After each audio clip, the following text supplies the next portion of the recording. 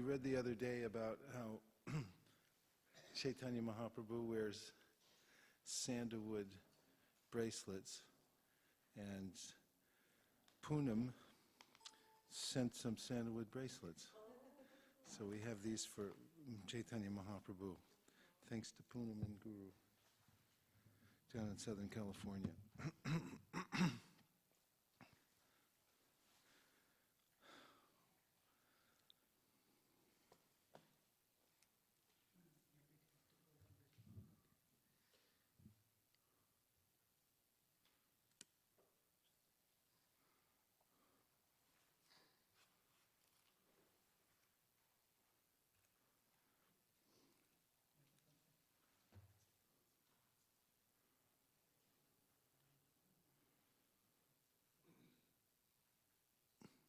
We're reading from the Sri Brahma Samhita starting at text 24.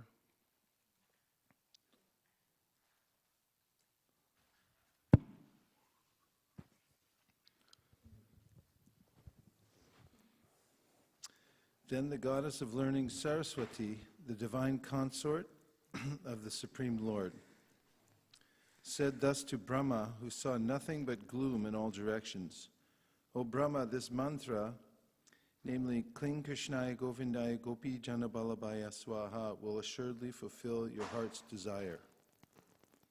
Purport: the mantra, consisting of the 18 divine letters prefixed by the Kama Bij, is alone super excellent. It has a twofold aspect. One aspect is that it tends to make the pure soul run after all attractive Sri Krishna, the Lord of Gokula, and the divine milkmaids. This is the acme of the spiritual tendency of jivas. When the devotee is free from all sorts of mundane desires and willing to serve the Lord, he attains the fruition of his heart's desire, namely the love of Krishna. But in the case of the devotee who is not of unmixed aptitude, this super excellent mantra fulfills his heart's desire also. The transcendental Kama Bija is inherent in the divine logos located in Gokula, Goloka, and the Kama Bija, pervertedly reflected in the worldly affairs, satisfies all sorts of desires of this mundane world. Text 25. O Brahma, do thou practice spiritual association by means of this mantra, then all your desires will be fulfilled. Purport. Its purport is clear. Brahma, being desirous of satisfying Govinda, practiced the cultural acts for Krishna in Goloka, Lord of Shweta-dweep, for a long time. His meditation ran thus: there exists a divine lotus of 1,000 petals, augmented by millions of filaments in the transcendental land of Goloka. On its whorl there exists a great divine throne on which is seated Sri Krishna, the form of eternal effulgence of transcendental bliss, playing on his divine flute, resonant with the divine sound, with his lotus mouth. He is worshipped by his amorous milkmaids with their respective subjective portions and extensions, and also by his external energy, who stays outside, embodying all mundane qualities. Purport. Although the object of meditation is fully transcendental, yet owing to her nature, which is permeated with the quality of active mundane hankering, Maya, the non-spiritual potency of Krishna, embodying the principles of mixed sattva, rajas, and tamas, in the forms of Durga and other non-spiritual powers, meditated on the Supreme Lord Krishna as the object of their worship. So long as there is any trace of mundane desire in one's heart, it is the object of worship of Maya Devi, Durga, who has to be worshipped by such a person. Nevertheless, the fulfillment of one's heart's desire results from the worship of the object of worship of Maya Devi, and not from the worship of Maya Devi herself. This is in accordance with the shloka, Akama sarva kamo va moksha kama udaradi, tivrena bhakti yogena yajeta purusham param. The meaning of this shloka in the Bhagavatam is that Though other gods, as distinct manifestations of the Supreme Lord, are bestowers of sundry specific boons, yet a sensible person should worship the all-powerful Supreme Lord, giver of all good, with unalloyed devotion, without worshiping those mundane gift-giving deities. Accordingly, Brahma meditated upon Krishna in Goloka, the object of the worship, from a distance of Mayadevi. True devotion is unalloyed devotional activity free from all mundane desire. The devotion of Brahma, etc., is not unmixed devotion, but there is a stage of unmixed predilection, even in devotion for the attainment of one's selfish desire. This has been fully described in the concluding 5 shlokas of this work. That is the easiest method of divine service prior to the attainment of self-realization by fallen souls. Text 27. Then Gayatri, mother of the Vedas, being made manifest, that is, imparted by the divine sound of the flute of Sri Krishna, entered into the lotus mouth of Brahma, born from himself through his 8 ear holes. The lotus-born Brahma, having received the Gayatri, sprung from the flute song of Sri Krishna, attained the status of the twice-born, having been initiated by the Supreme Primal Preceptor, Godhead Himself. Purport. The sound of Krishna's flute is the transcendental blissful sound, hence the archetype of all Veda is present in it. The Gayatri is Vedic rhythm. It contains a brief meditation and prayer. Kama Gayatri is the highest of all the Gayatris because the meditation and prayer contained in it are full of the perfect transcendental sportive activities which are not to be found in any other Gayatri. The Gayatri that is attained as the sequel of the 18-lettered mantra is Kama Gayatri, which runs thus: Klim Kama Devaya Vidmahe Pushpavanaya Dhimahi Tanno Nanga Prachodayat. In this Gayatri, the realization of the transcendental pastimes of Sri Gopijana Ballabha, after perfect meditation and the prayer for the attainment of the transcendental God of love are indicated. In the spiritual world, there is no better mode of endeavor for securing the super-excellent rasa-bedewed love. As soon as that Gayatri entered into the ear holes of Brahma, he became the twice-born and began to chant the Gayatri. Whoever has received the same Gayatri in reality has attained his spiritual rebirth, the status of a twice-born that is obtained in accordance with one's worldly nature and lineage by the fettered souls in this material world, is far inferior to that of the twice-born who obtains admission into the transcendental world. Because the initiation or acquisition of transcendental birth as a result of spiritual initiation is the highest of glories, inasmuch as the jiva is thereby enabled to attain to the transcendental realm. Om Ajnanatimirandasya Jnananjana Shalakaya Chakshurun Militam Jena Tasmai Shri Gurave Namaha. Nama Om Vishnu Padaya Krishna Preshtaya Bhutale Srimate Bhakti Vedanta Swami Niti Namine Namaste Saraswati Deve Gauravani Pracharine Nirvishesha Shunyavadi Paschatya Deshatarine Jaya Shri Krishna Caitanya Prabhu Nityananda Sri Advaita Gadadhara Shivasari Gaur Bhakta Vrinda Hare Krishna Krishna Krishna Hare Hare Hare Rama Rama Rama Hare Hare. Thank you.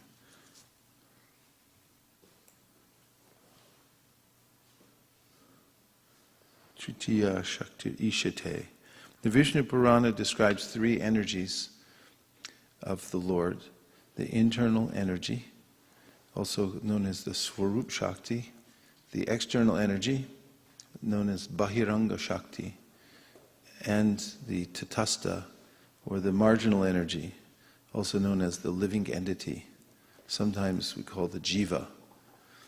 And this external energy is differentiated from the jiva by Krishna in the Bhagavad Gita, the inferior energy which we are in contact with regularly in the material world is non-conscious. It's nirananda, without bliss, and it's temporary.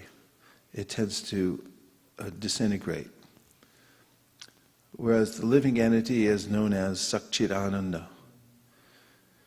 And then the internal potency of the Lord is characterized by Hladini, Sandini, and Samvit, which is very similar to the Satchidananda, only to an infinite degree.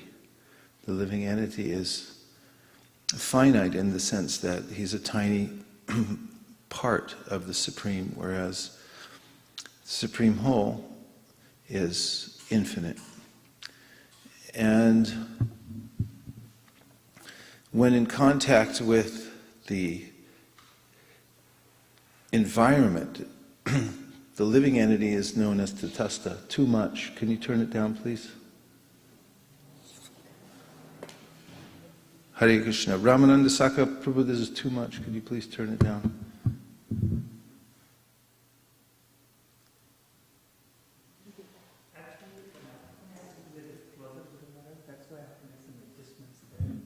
Okay. I can move closer, but it's still too much.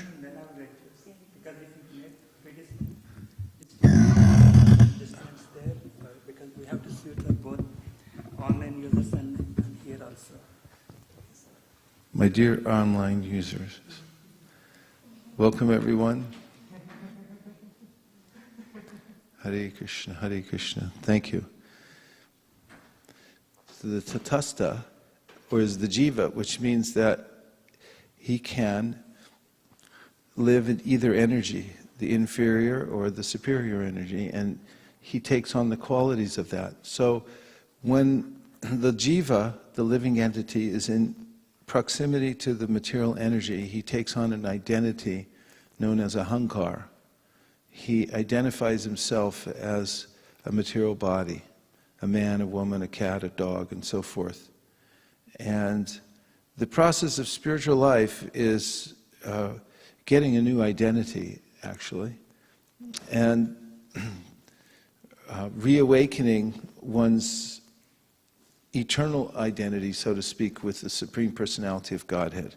So that is not something that one can do on one's own. As we read last night in the Sri Caitanya Caritamrta, those who endeavor to realize God by their own power come to the point of realizing the impersonal aspect of the Supreme, and they can merge into that impersonal aspect of the Supreme, but no higher. However, knowledge of the Swarup Shakti and contact with the Swarup Shakti comes as grace. It descends through the Guru Parampara. It is bestowed upon one who is fortunate here in this, wandering here in the material world. Therefore, Caitanya Mahaprabhu said, Brahmanda Brahmate Kon Bhagyavan Jeev Guru Krishna Prasati Pai Bhakti Lata Bij. By the grace of Krishna, one gets a guru. By the grace of the guru, one gets Krishna. And this Gayatri mantra, which we're speaking of, the vibration, the archetype of all the Vedic sound, which is meant to reconnect one with that internal potency, is passed down through the Guru Parampara. And one receives that sound vibration and the blessings that are inherent in it. And this infuses one with the Swarup Shakti. And therein the connection begins to the Supreme Personality of Godhead and the internal energy. So it is these verses describing how Brahma is connected to the Supreme Personality of Godhead after hearing his flute song, which becomes manifested as the Gayatri Mantra, are very significant for us because we're in a similar situation. We're born into ignorance and ahankar, we're identified with the material body, but by the grace of Guru Parampara, that is the sampradaya, which means literally the complete gift. Something's being passed down to us from Krishna, from one hand to the next through Guru Parampara. And when we receive that gift, that sound vibration, then we begin our connection with the Supreme Personality of Godhead. Therefore, it was mentioned here that Brahma was initiated. He began his spiritual connection with the Supreme by hearing the flute song of Sri Krishna. So that sound vibration of the flute of Krishna, which he is extending to the jivas in the material world, is given out of mercy.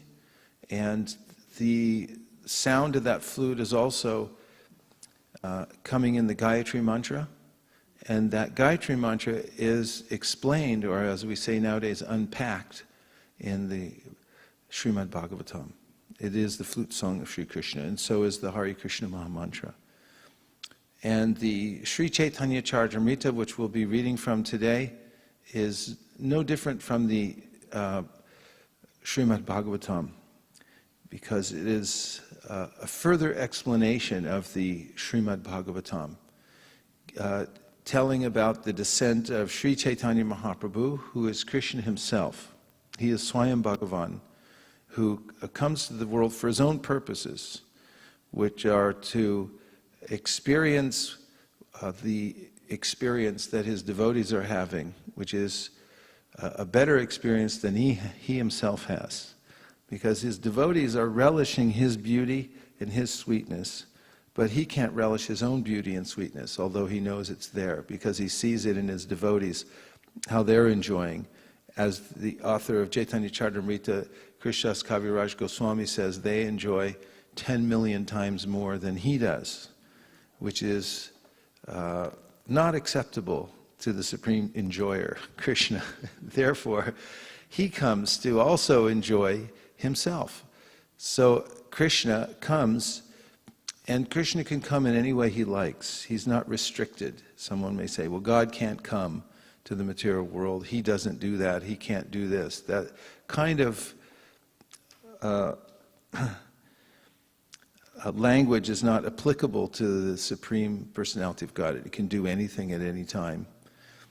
And he does. And the way to understand and know what he does is through the Shastra.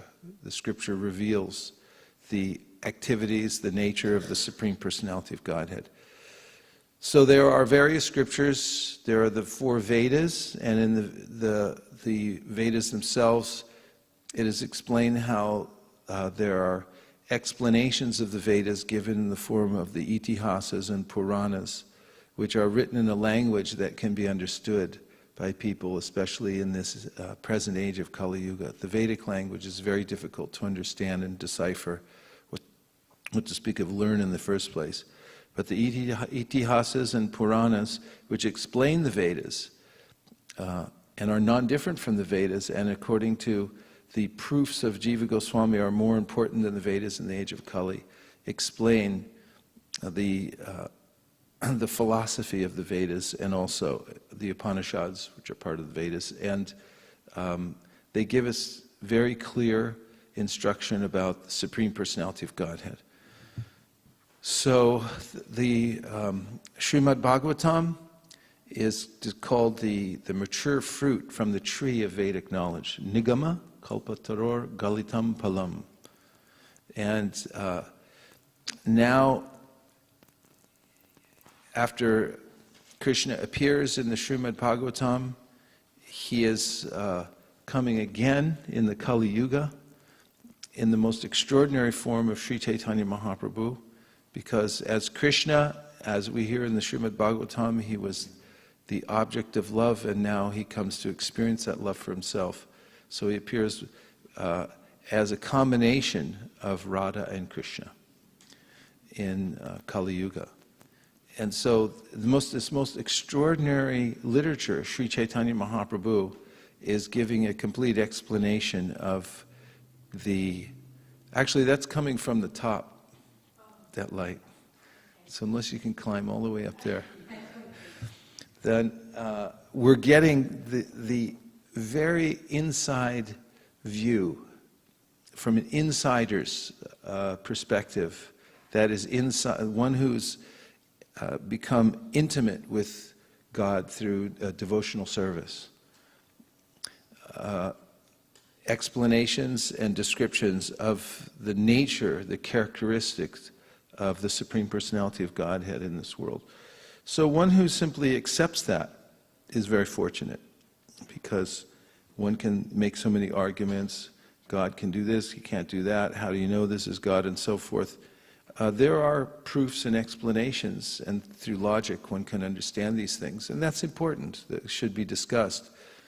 On the other hand, if one starts in a simple way and simply says, oh, I accept, this is coming from spiritual authority, therefore I accept Krishna as the Supreme Personality of Godhead, and Sri Caitanya Mahaprabhu is his most recent incarnation, then one can, without very much trouble at all,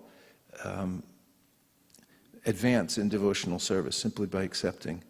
Many of the devotees who joined the Krishna consciousness movement in the West in the very early days simply accepted because they had no other point of reference about Krishna or incarnations of God and so forth. Many were coming from Christian backgrounds, which doesn't have a lot of information about God or His appearance in the world. Simply talks about how His son or representative came here. Some people were from the Jewish faith, and there's not a lot of information there either. So upon hearing that there are authoritative scriptures and that here's the description of God, many people just said, okay, I accept. And from there, very quickly, they could advance in devotional service. So with that kind of mindset, we can hear the Sri Caitanya Caritamrta, just accept that this is an authoritative scripture. It's been passed down out of mercy to give us connection to the spiritual world. We'll go on hearing from the Sri Caitanya Caritamrta because we're on a kind of a marathon to get all the way to Lord Chaitanya in 5 features. And right now we're on Chapter 5 of the Adi Leela, and we're on text number 35. Is that correct? Actually, 36. Yad arinam priyanam cha prapyam ekam ivodatam tad brahma krishnayor aikyat kiranarko pamajusho. Where it has been stated that the Lord's enemies and devotees attain the same destination, this refers to the ultimate oneness of Brahman and Lord Krishna.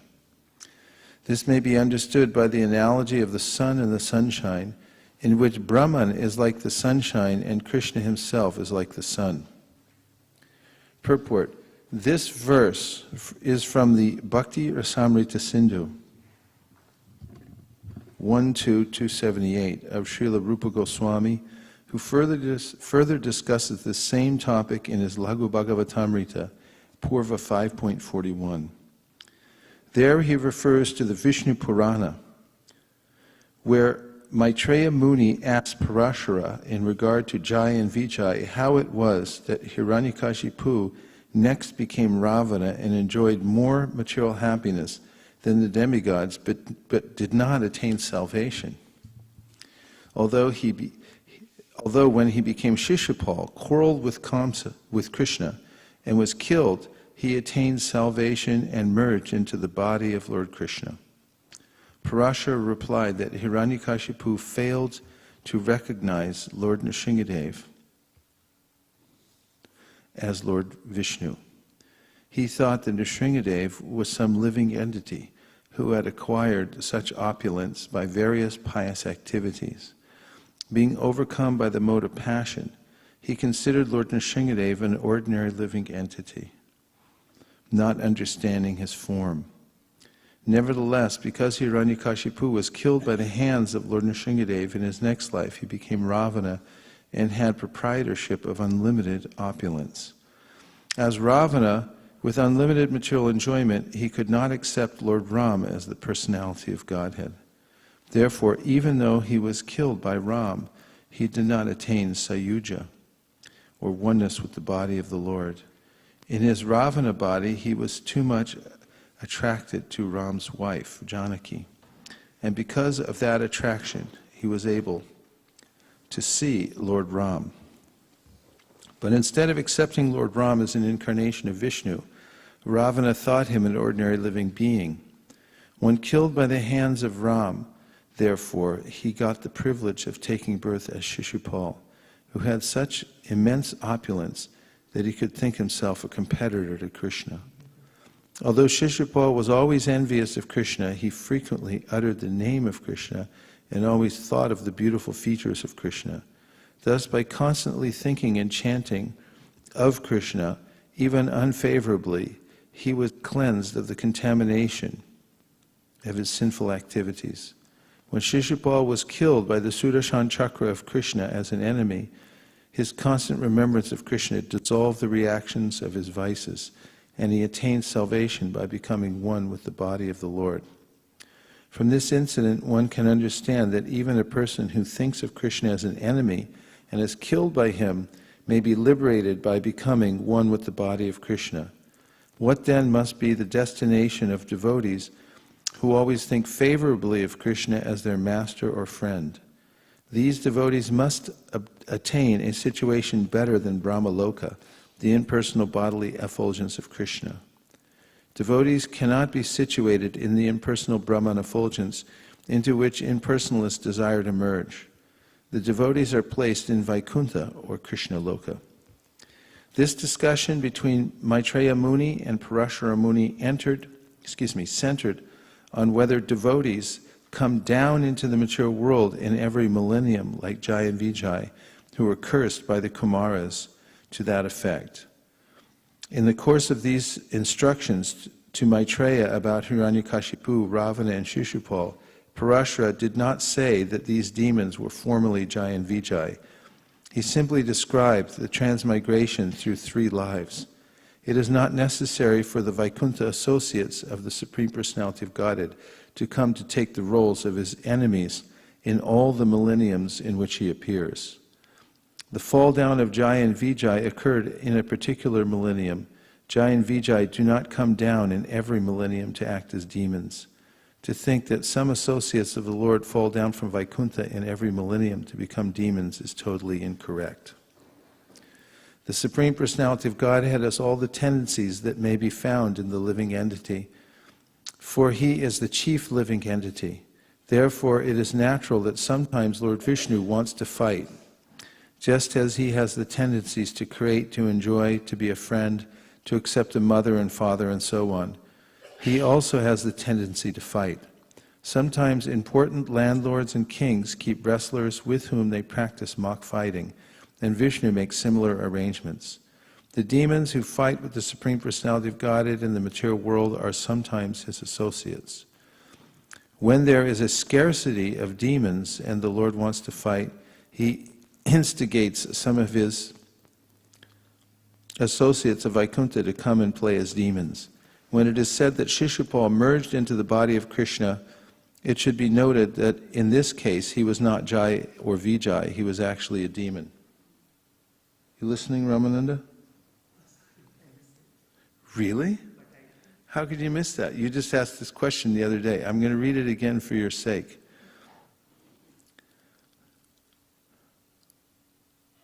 When there is a scarcity of demons and the Lord wants to fight, he instigates some of his associates of Vaikuntha to come and play as demons. When it is said that Shishupal merged into the body of Krishna, it should be noted that in this case he was not Jai or Vijay, he was actually a demon.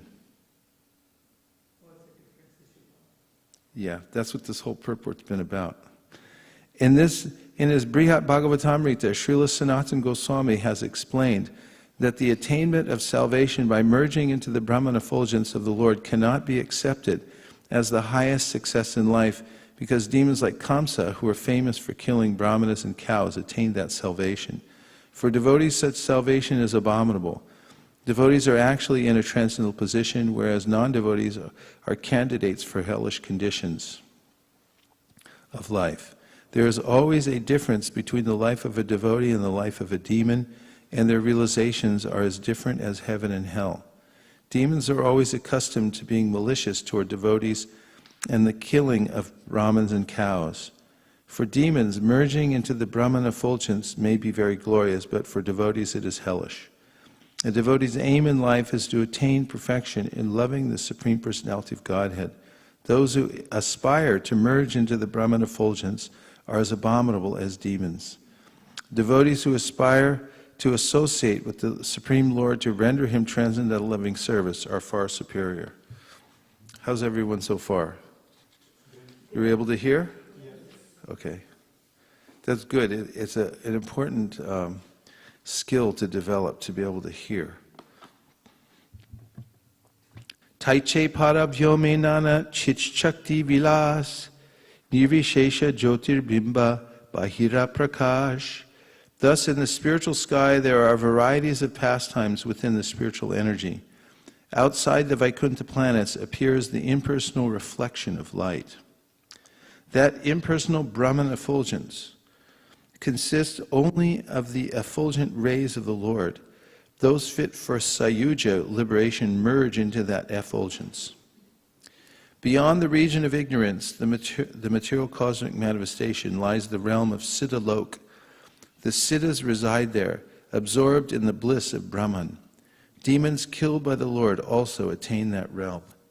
Purport: Tamas means darkness. The material world is dark, and beyond the material world is light.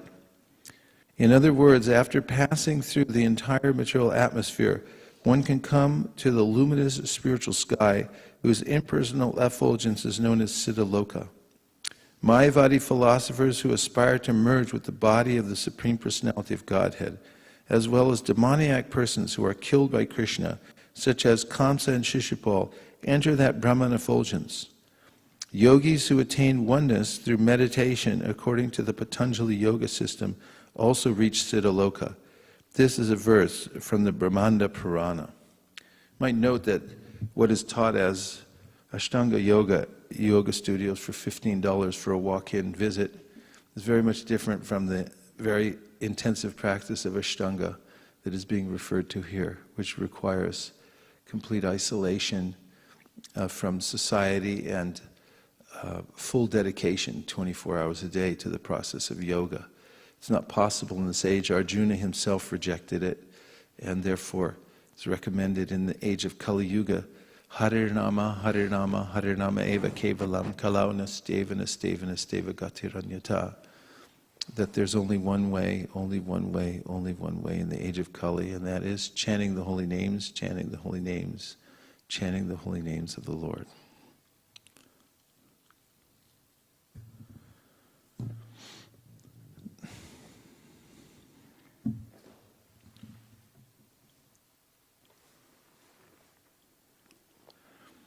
She parabhyomi nara nera charipashe dwaraka chatura vyuhera dvitira prakashe.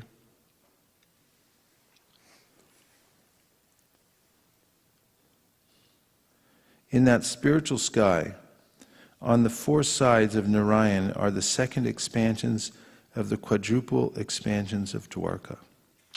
Purport: within the spiritual sky is a second manifestation of the quadruple forms of Dwarka from the abode of Krishna. Among these forms, which are all spiritual and immune to the material modes, Sri Baladev is represented as Mahasankarshan. The activities in the spiritual sky are manifested by the internal potency in pure spiritual existence. They expand in 6 transcendental opulences, which are all manifestations of Mahasankarshana, who is the ultimate reservoir and objective of all living entities. Although belonging to the marginal potency known as Jiva Shakti, the spiritual sparks known as the living entities are subjected to the conditions of material energy. It is because these sparks are related with both the internal and external potencies of the Lord that they are known as belonging to the marginal potency. In considering the quadruple forms of this absolute personality of Godhead known as Vasudeva, Sankarshan, Pradyumna, and Aniruddha, the impersonalists headed by Sripad Shankaracharya have interpreted the aphorisms of the Vedanta Sutra in a way suitable for the impersonal school.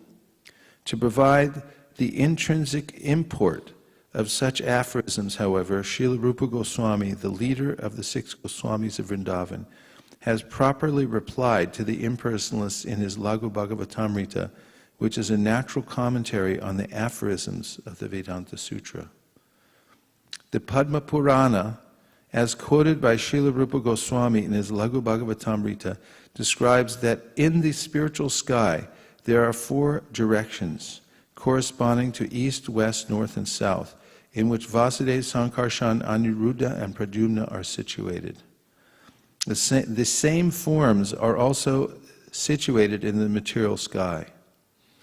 The Padma Purana also describes a place in the spiritual sky known as Vedavati Pur, where Vasudeva resides. In Vishnu Loka, which is above Satyaloka, Sankarshan resides. Mahasankarshan is another name of Sankarshana. Pradyumna lives in Dwarkapura, and Aniruddha lies on the eternal bed of Shesha, generally known as Anantashaya, on the island called Shvetadweep in the ocean of milk. And now, we're about to read the longest purport in Srila Prabhupada's books. Are you ready? Yes. Avantika, are you ready? How old are you? 10. She's 10 and she's ready for the longest purport in Prabhupada's book. That's pretty good.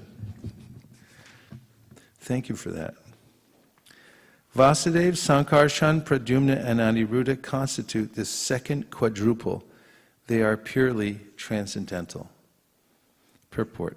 Sripad Shankaracharya has misleadingly explained the quadruple form Chaturvyuha in his interpretation of the 42nd aphorism of chapter 2 of the second kanda of the Vedanta Sutra. Could you also get a Vedanta Sutra? Do we have it here? Get that also, please. In verses 41 through 47 of this chapter of Sri Caitanya Caritamrta, Srila Krishnadas Kaviraj Goswami answers Sripad Shankaracharya's misleading objections to the personal features of the Absolute Truth. The Supreme Personality of Godhead, the Absolute Truth, is not like a material object that can be known by experimental knowledge or sense perception. In the Narada Pancharatra, this fact has been explained by Narayan himself to Lord Shiva.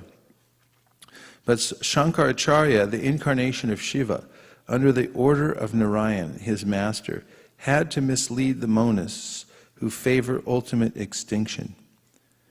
In the conditioned stage of existence, all living entities have 4 basic defects, of which one is the cheating propensity. Shankaracharya has carried this cheating propensity to the extreme to mislead the monists. Actually, the explanation of the quadruple forms in the Vedic literature cannot be understood by the speculation of a conditioned soul. The quadruple forms should therefore be accepted just as they are described. The authority of the Vedas is such that even if one does not understand something by his limited perception, he should accept the Vedic injunction and not create interpretations to suit his imperfect understanding. In his Sharirak Bhashya, however, Shankaracharya has increased the misunderstanding of the monists. The quadruple forms have a spiritual existence that can be realized in Vasudeva Sattva, Shuddha Sattva, or unqualified goodness, which accompanies complete absorption in the understanding of Vasudeva. The quadruple forms, who who are full in the six opulences of the Supreme Personality of Godhead, are the enjoyers of the internal potency. Thinking the absolute personality of Godhead to be poverty-stricken or to have no potency, or in other words, to be impotent, is simply rascaldom. This rascaldom is the profession of the conditioned soul. What is the profession of the conditioned soul? Rascaldom. What do you do for a living? On your, well, not you, but I could do this. On my immigration form, it says occupation. I could put rascaldom. This rascaldom is the profession of the conditioned soul, and it increases his bewilderment. One who cannot understand the distinctions between the spiritual world and the material world has no qualification to examine or know the situation of the transcendental quadruple forms. In his commentary on Vedanta Sutra 2.2, 42 through 45, His Holiness Sripad Shankaracharya has made a futile attempt to nullify the existence of these quadruple forms in the spiritual world. Shankaracharya says in Sutra 42 that devotees think the Supreme Personality of Godhead Vasudeva, Sri Krishna, to be one, to be free from material qualities, and to have a transcendental body full of bliss and eternal existence. He is the ultimate goal of the devotees, who believe that the Supreme Personality of Godhead expands himself into four other eternal transcendental forms: Vasudeva, Sankarshan, Pradyumna, and Aniruddha. From Vasudeva, who is the primary expansion, comes Sankarshan, Pradyumna, and Aniruddha in that order. Another name of Vasudeva is Paramatma. Another name of Sankarshan is Jiva, the living entity. Another name of Pradyumna is mind, and another name of Aniruddha is Ahankar, false ego. Among these expansions, Vasudeva is considered the origin of the material nature. Therefore, Shankaracharya says that Sankarshan, Pradyumna, and Aniruddha must be creations of that original cause. Great souls assert that Narayan, who is known as the Paramatma or Supersoul, is beyond material nature. And this is in accordance with the statements of the Vedic literature. Mayavadis also agree that Narayan can expand himself into various forms. Shankara says that he does not attempt to argue that portion of the devotee's understanding, but he must protest the idea that Sankarshan is produced from Vasudeva. Pradyumna is produced from Sankarshan, and Aniruddha is produced from Pradyumna. For if Sankarshan is understood to represent the living entities created from the body of Vasudeva, the living entities would have to be non-eternal. The living entities are supposed to be free from material contamination by engaging in prolonged temple worship of the Supreme Personality of Godhead, reading Vedic literature and performing yoga and pious activities to attain the Supreme Lord. But if the living entities had been created from material nature at a certain point, they would be non-eternal and would have no chance to be liberated and associate with the Supreme Personality of Godhead. When a cause is nullified, its results are nullified. In the second chapter of the Vedanta Sutras, second Kanda, Acharya Vedavyas has also refuted the conception that the living beings were ever born. Natma shruter nityavach cha tabyaha. Because there is no creation for the living entities, they must be eternal. Shankaracharya says, Sutra 43, that devotees think that Pradyumna, who is considered to represent the senses, has sprung from Sankarshan, who is considered to represent the living entities. But we cannot actually experience that a person can produce senses. Devotees also say that from Pradyumna has sprung Aniruddha, who is considered to represent the ego. But Sankaracharya says that unless the devotees can show how ego and the means of knowledge can generate from a person, such an explanation of the Vedanta Sutra cannot be accepted, for no other philosophers accept the sutras in that way. Shankaracharya also says in Sutra 44 that he cannot accept the devotee's idea that Sankarshan, Pradyumna, and Aniruddha are equally as powerful as the Absolute Personality of Godhead, full in the six opulences of knowledge, wealth, strength, fame, beauty, and renunciation, and free from the flaw of generation at a certain point. Even if they are full expansions, the flaw of generation remains.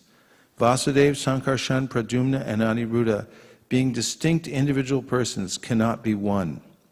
Therefore, if they are accepted as absolute, full, and equal, there would have to be many personalities of Godhead. But there is no need to accept that there are many personalities of Godhead, because acceptance of one omnipotent God is sufficient for all purposes. The acceptance of more than one God is contradictory to the conclusion that Lord Vasudeva, the absolute personality of Godhead, is one without a second. Even if we agree to accept that the quadruple forms of Godhead are all identical, we cannot avoid the incongruous flaw of non-eternity. Unless we accept that there are some differences among the personalities, there is no meaning to the idea that Sankarshan is an expansion of Vasudeva, Pradyumna is an expansion of Sankarshan, and Aniruddha is an expansion of Pradyumna. There must be a distinction between cause and effect. For example, a pot is distinct from the earth from which it is made, and therefore we can ascertain that the earth is the cause and the pot is the effect. Without such distinction, there is no meaning to cause and effect. Furthermore, the followers of the Pancharatric principles do not accept any difference in knowledge and qualities between Vasudeva, Sankarshan, Pradyumna, and Aniruddha. The devotees accept all these expansions to be one, but why should they restrict oneness to these quadruple expansions? Certainly, we should not do so. For all living entities, from Brahma to the insignificant ant, are expansions of Vasudeva as accepted in all the Shrutis and Smritis. Shankaracharya also says, Sutra 45, that the devotees who follow the Pancharatra state that God's qualities and God Himself, as the owner of the qualities, are the same. But how can the Bhagavat school state that the six opulences, wisdom, wealth, strength, fame, beauty, and renunciation, are identical with Lord Vasudeva? This is impossible. In his Laghu Bhagavatamrita, Srila Rupa Goswami has refuted the charges directed against the devotees by Sripad Shankaracharya regarding their explanation of the quadruple forms Vasudeva, Sankarshan, Pradyumna, and Aniruddha. Rupa Goswami says that these four expansions of Narayan are present in the spiritual sky, where they are famous as Mahavasta. Among them, Vasudeva is worshipped within the heart by meditation, because he is the predominating deity of the heart, as explained in the Srimad Bhagavatam 4.3.23. Can we have that, please? Sankarshan, the second expansion, is Vasudeva's personal expansion for pastimes. And since he is the reservoir of all living entities, he is sometimes called Jiva. The beauty of Sankarshan is greater than that of innumerable full moons radiating light beams. He is worshipable as the principle of ego. He has invested Anantadev with all the potencies of sustenance. For the dissolution of the creation, he also exhibits himself as the supersoul in Rudra, in Adharma, the personality of irreligion, in Sarpa, snakes, in Antaka, Yamaraj, the Lord of Death, and in the demons. Everyone okay so far?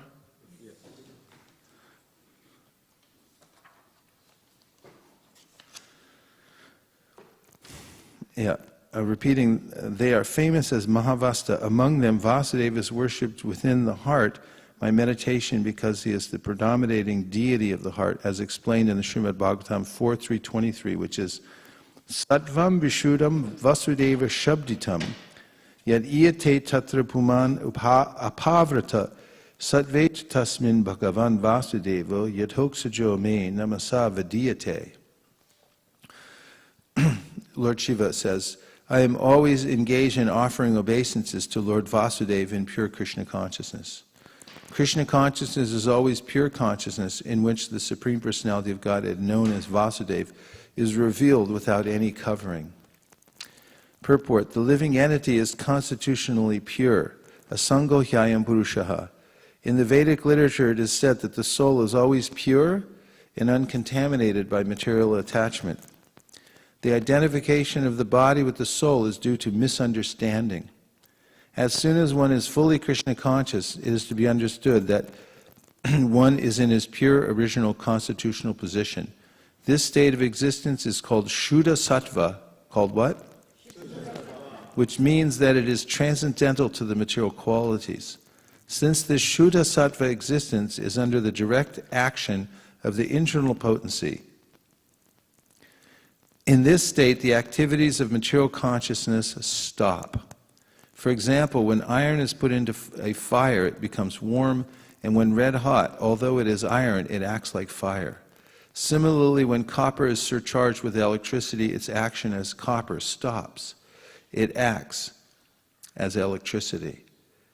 Bhagavad Gita 14:26 also confirms that anyone who engages in unadulterated devotional service to the Lord is at once elevated to the position of pure Brahman. Mam chayo vyabhicharena bhakti yogena sevate sagunan samatityaitan brahmabhuyaya kalpate. Therefore, Shuddha Sattva, as described in this verse, is the transcendental position, which is technically called Vasudeva. Vasudeva is also the name of the person from whom Krishna appears. This verse explains that the pure state is called Vasudeva because in that state, Vasudeva, the Supreme Personality of Godhead, is revealed without any covering. To execute unadulterated devotional service, therefore, one must follow the rules and regulations of devotional service without desire to gain material profit by fruit of activities or mental speculation. In pure devotional service, one simply serves the Supreme Personality of Godhead as a matter of duty, without reason and without being impeded by material conditions. That is called Shuddha Sattva or Vasudeva, because in that stage the Supreme Person Krishna is revealed in the heart of the devotee. Srila Jiva Goswami has very nicely described this Vasudeva or Shuddha Sattva in his Bhagavat Sandarbha. He explains that Ashtotara Shata 108 is added to the name of the spiritual master to indicate one who is situated in Shuddha Sattva, or in the transcendental state of Vasudeva. The word Vasudeva is also used for other purposes. For example, Vasudeva also means one who is everywhere, or all-pervading. The sun is also called Vasudeva Shabditam. The word Vasudeva may be utilized for different purposes, but whatever purpose we adopt, Vasudeva means the all-pervading or localized Supreme Personality of Godhead. In Bhagavad Gita 7:19, it is also stated Vasudeva Sarvamiti. Factual realization is to understand Vasudeva, the Supreme Personality of Godhead, and surrender unto Him. Vasudeva is the ground wherein Vasudeva, the Supreme Personality of Godhead, is revealed. When one is free from the contamination of material nature and is situated in pure Krishna consciousness, or in the Vasudeva state, Vasudeva, the Supreme Person, is revealed. This state is also called Kaivalya, which means pure consciousness. Jnanam Sattvikam Kaivalyam. When one is situated in pure transcendental consciousness, one is situated in Kaivalya. Therefore, Vasudeva also means Kaivalya, a word which is generally used by impersonalists. Impersonal Kaivalya is not the last stage of realization, but in Krishna consciousness, Kaivalya, when one understands the Supreme Personality of Godhead, then one is successful.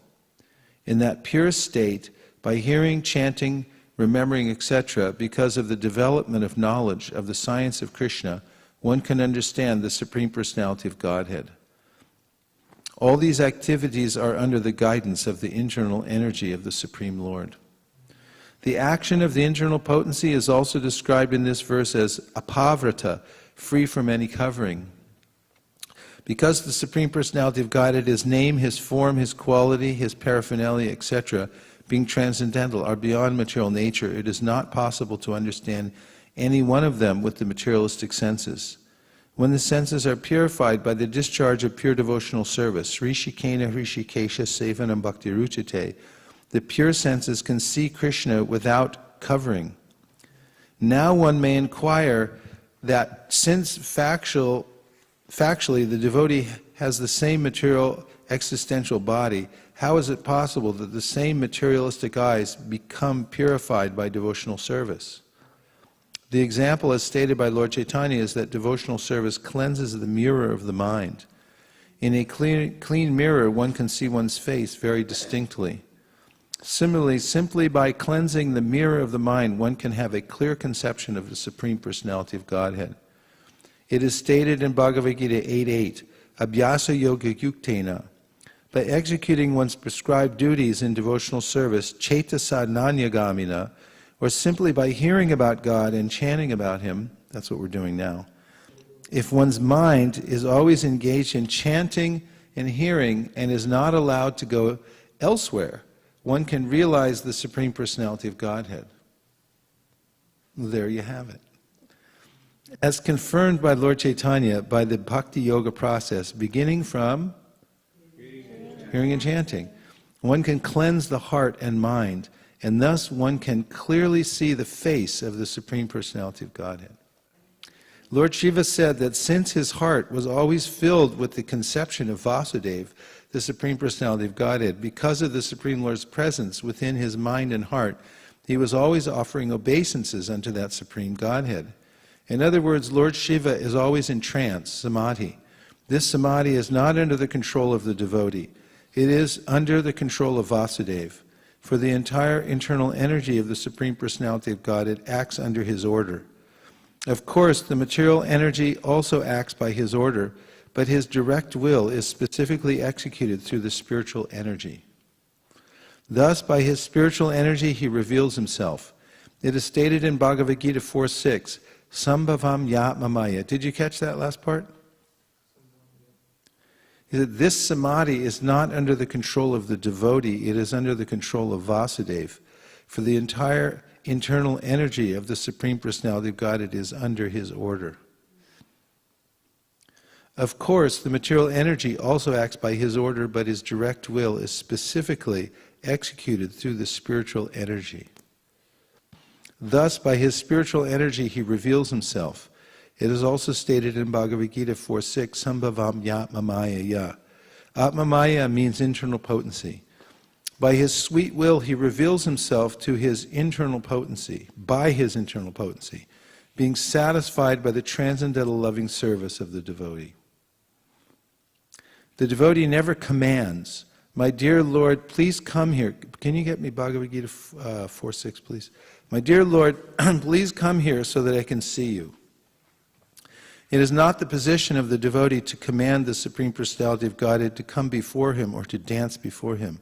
There are so many so-called devotees who command the Lord to come before them dancing. The Lord, however, is not subject to anyone's command, but if he is satisfied by one's pure devotional activities, he reveals himself. Therefore, a meaningful word in this verse is adhoksaja, for it indicates that the activities of our material senses will fail to realize the Supreme Personality of Godhead.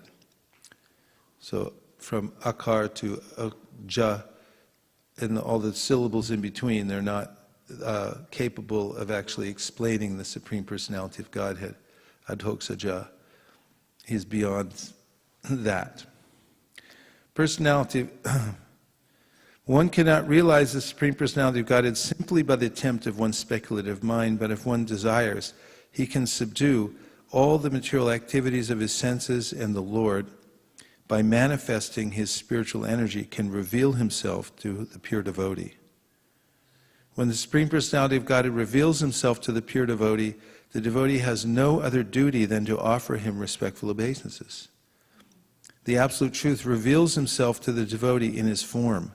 He is not formless. Vasudeva is not formless, for it is stated in this verse that as soon as the Lord reveals himself, the devotee offers his obeisances. Obeisances are offered to a person, not to anything impersonal. One should not accept the Mayavad interpretation that Vasudeva is impersonal. And that's what we're hearing about in the other purport. As stated in Bhagavad Gita, prapadyate, one surrenders. One surrenders to a person, not to impersonal non-duality. Whenever there is a question of surrendering or offering obeisances, there must be an object of surrender or obeisances. And in Bhagavad Gita 4.6, Krishna says, Ajopi san avyayatma bhutanam ishwaropi san prakritim swam adhishtaya sambhavam yatma maya. Although I am unborn and my transcendental body never deteriorates, and although I am the Lord of all living entities, I still appear in every millennium in my original transcendental form. Are you getting the idea that the Lord is the Supreme Personality of Godhead? And that He's the master of all the energies? He can reveal Himself to one who surrenders. Any other points that you're getting? Yes? So, in the early parts of the purport, right? In the early parts of the purport, we talk about Conditioned soul, and then we talk about the Supreme Personality of Godhead, right? The question I have is it possible for the conditioned soul to realize God? yes, when he becomes unconditioned. That's the point of this verse, apavrita. When he comes to the state of consciousness known as Vasudeva, then he's apavrita. Sattvam vishuddham vasudeva shabditam yad iyate tatram idam upavrita. Apavrita means uncovered. So one's consciousness has to be uncovered. And then in that state, the Lord freely reveals Himself to the living entity. So that can be achieved by engaging the senses in the service of the Lord. Sarvapadi vanirmuktam tat pratvena nirmalam hrishikena hrishikesha sevanam bhaktiruchate. So that when one engages one's senses in the service of the Lord, they become free from designations. That's one of the byproducts of performing devotional service. They become uncontaminated. Thank you. You're welcome. Oh, yeah, one more comment. Yes. So in the last paragraphs, right, we talk about different forms like Vasudeva, Aniruddha, Pradyumna, all right. So, I mean, long time ago when my parents did my thread ceremony, right, so the person who performed the ceremony just rushed through and, had just go through the ones, he just went through once to explain what it was, but he never really, took pains. But now when I read and I relate, right, I really feel good. Maybe you can still get your money back. So we just come to know, what each form is, what is the purpose. So it feels. You want to know really that? good. Oh, that you're enjoying hearing about all these things. Thank you very much. Yeah. Thanks, Prabhupada. He's revealing all these things. Okay, so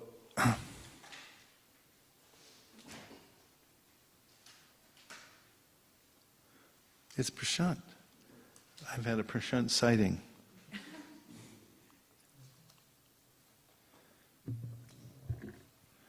Okay, let's see. We're back to the Sri Caitanya Caritamrta. And we've also got Srivas Pandit Prabhu is in the house. That's always beneficial. So here's what we'll do. Let's have everyone fill up the seats. You can move forward. All the book stands are the same. So just switch seats and move up. Fill in the gaps. We don't like gaps in the middle.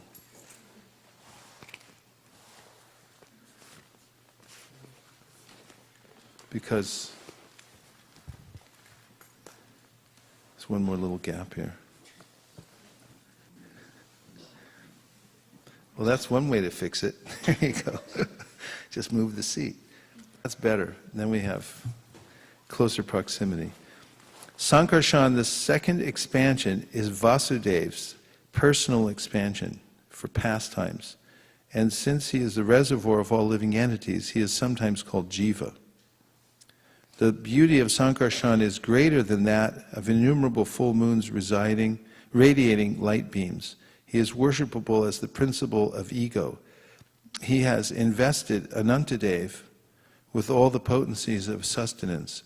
For the dissolution of the creation, he also exhibits himself as the supersoul in Rudra, in Adharma, the personality of irreligion, in Sarpa, snakes, in Antaka, Yamaraj, Lord of Death, and in the demons. Pradyumna, the third manifestation, appears from Sankarsana. Those who are especially intelligent worship this Pradyumna expansion of Sankarsana as the principle of the intelligence. The goddess of fortune always chants the glories of Pradyumna in the place known as Ilavrtavarsha, and she always serves him with great devotion. His complexion appears somewhat golden and sometimes bluish, like new monsoon clouds in the sky. He is the origin of the creation of the material world, and he has invested his creative principle in Cupid. It is by his direction only that all men and demigods and other living entities function with energy for regeneration. Aniruddha, the fourth of the quadruple expansions, is worshipped by great sages and psychologists as the principle of the mind. His complexion is similar to the bluish hue of a blue cloud.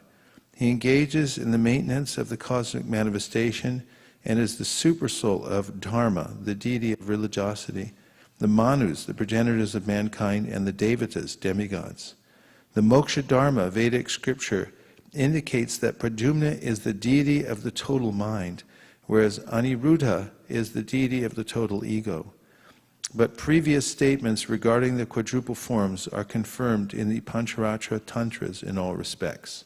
In the Laghu Bhagavatamrita, there is a lucid explanation of the inconceivable potencies of the Supreme Personality of Godhead. Negating Sankaracharya's statements, the Mahavaraha Purana states, Sarve nitya shashvatascha dehas tasya paratmanaha hanopadhana rahita naiva prakriti ja kvachit. All the varied expansions of the personality of Godhead are transcendental and eternal, and all of them repeatedly descend to all the different universes of the material creation. Their bodies composed of eternity, bliss, and knowledge are everlasting. There is no chance of their decaying, for they are not creations of the material world. Their forms are concentrated spiritual existence, always complete with all spiritual qualities and devoid of material contamination. Confirming these statements, the Narada Pancharatra asserts, Manir yata vibhagena nila pita dibir yuta rupa bedam avapnoti dhyana bedat tatachutaha. The infallible personality of Godhead can manifest his body in different ways according to different modes of worship, just as the Vaidurya gem can manifest itself in various colors, such as blue and yellow. Each incarnation is distinct from all the others. This is possible by the Lord's inconceivable potency, by which he can simultaneously represent himself as one, as various partial forms, and as the origin of these partial forms. Nothing is impossible for his inconceivable potencies. That makes it easier, doesn't it? Krishna is one without a second, but he manifests himself in different bodies, as stated by Narada in the 10th canto of the Srimad Bhagavatam, Chitram Vaithatare Kena Vapusha Yogapat Pratak Griheshu Dravyashta Sahasram Striya Eka Udavahat. It is wonderful indeed that one Krishna has simultaneously become different Krishnas in 16,000 palaces to accept 16,000 queens as his wives. Bhagavatam 1069-2.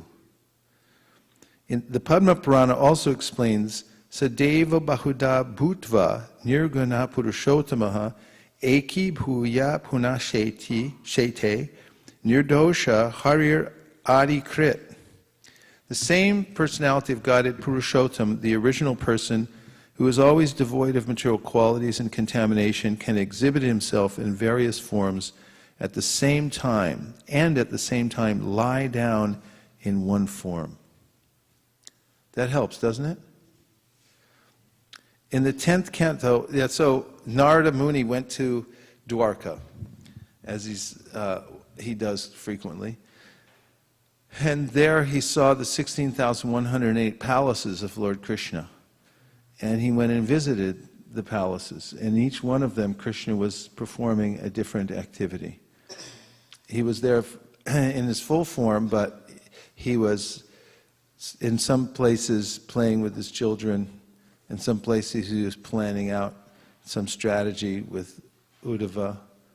and others he was being catered to by his queen and maidservants in the palace. And Narada was astonished to see this. Now, yogis can expand themselves into various forms, but they're like mirror images. And Narada knows how to do that too, because he has all the siddhis. But Krishna is different. He expands himself unlimitedly and performs various pastimes, for instance, to the 16,108 palaces, which is nothing. It's just a number. As Prabhupada points out, it could be 16 million, 16 billion, 16 trillion. It makes no difference. He could expand them. But 16,108, that should do it, because nobody else can do that. And when he leaves the palaces for the day, all the Krishnas walk out the door and then they merge into one Krishna. Although similarly, when Krishna appears in this world, all the avatars appear within the body of Krishna. And he also manifests himself simultaneously in every atom of the universe. Ekop yasora charitum jagaranda kotim yachaktirasti jagaranda chaya yaranta andantarasta paramanu chayantarastam govindamadi purushamtam aham bhajami. He's manifest in every particle of the universe at one and the same time in his fullness. Not that it's some reflection or something like that, but he's fully present there. And he's within the heart of every living entity. Ishvara sarvabhutanam hridaya sharajuna chistati brahmayan sarvabhutani yantra rudrani maya. There to relate with every living entity is Krishna as the Supersoul who's observing the activities of the living entity. On the tree of the body, the living entity is the eating bird who's trying to get something from Costco or Home Depot and thinking, you know, oh, this comes in a big package, so I'm really going to enjoy all this toilet paper or whatever it is that comes in a large package. And Krishna is simply observing. He's not connected or interested with the material energy in any way. But little jiva is. And so this is Krishna's power of manifestation everywhere. As a person, personally manifested. In the 10th canto of Srimad Bhagavatam, it is said, Yajanti twan mayas tvam vai bahu murtyeka murtikam. O my Lord, although you manifest yourself in varieties of forms, you are one without a second. Therefore, the pure devotees concentrate upon you and worship only you. That's 1040.7. In the Kurma Purana, it is said, Ashtulash chanam nushchaiva stulo nushchaiva sarvataha avarna sarvata prokta shyamo ratnanta lochanaha. The Lord is personal, although impersonal. He is atomic, although great. He is blackish and has red eyes, although he is colorless. By material calculation, all this may appear contradictory, but if we understand that the Supreme Personality of Godhead has inconceivable potencies, we can accept these facts as eternally possible in Him. In our present condition, we cannot understand the spiritual activities and how they occur, but although they are inconceivable in the material context, we should not disregard such contradictory conceptions. Although it is apparently inconceivable, it is quite possible for the Absolute to reconcile all opposing elements. Srimad Bhagavatam establishes this in the 6th canto, 6:9, 34 through 37, which is quoted as follows. My dear Lord, your transcendental pastimes and enjoyments all appear inconceivable because they are not limited by the causal and effective actions of material thought. You can do everything without performing bodily work. The Vedas say that the Absolute Truth has multifarious potencies and does not need to do anything personally. My dear Lord, you are entirely devoid of material qualities.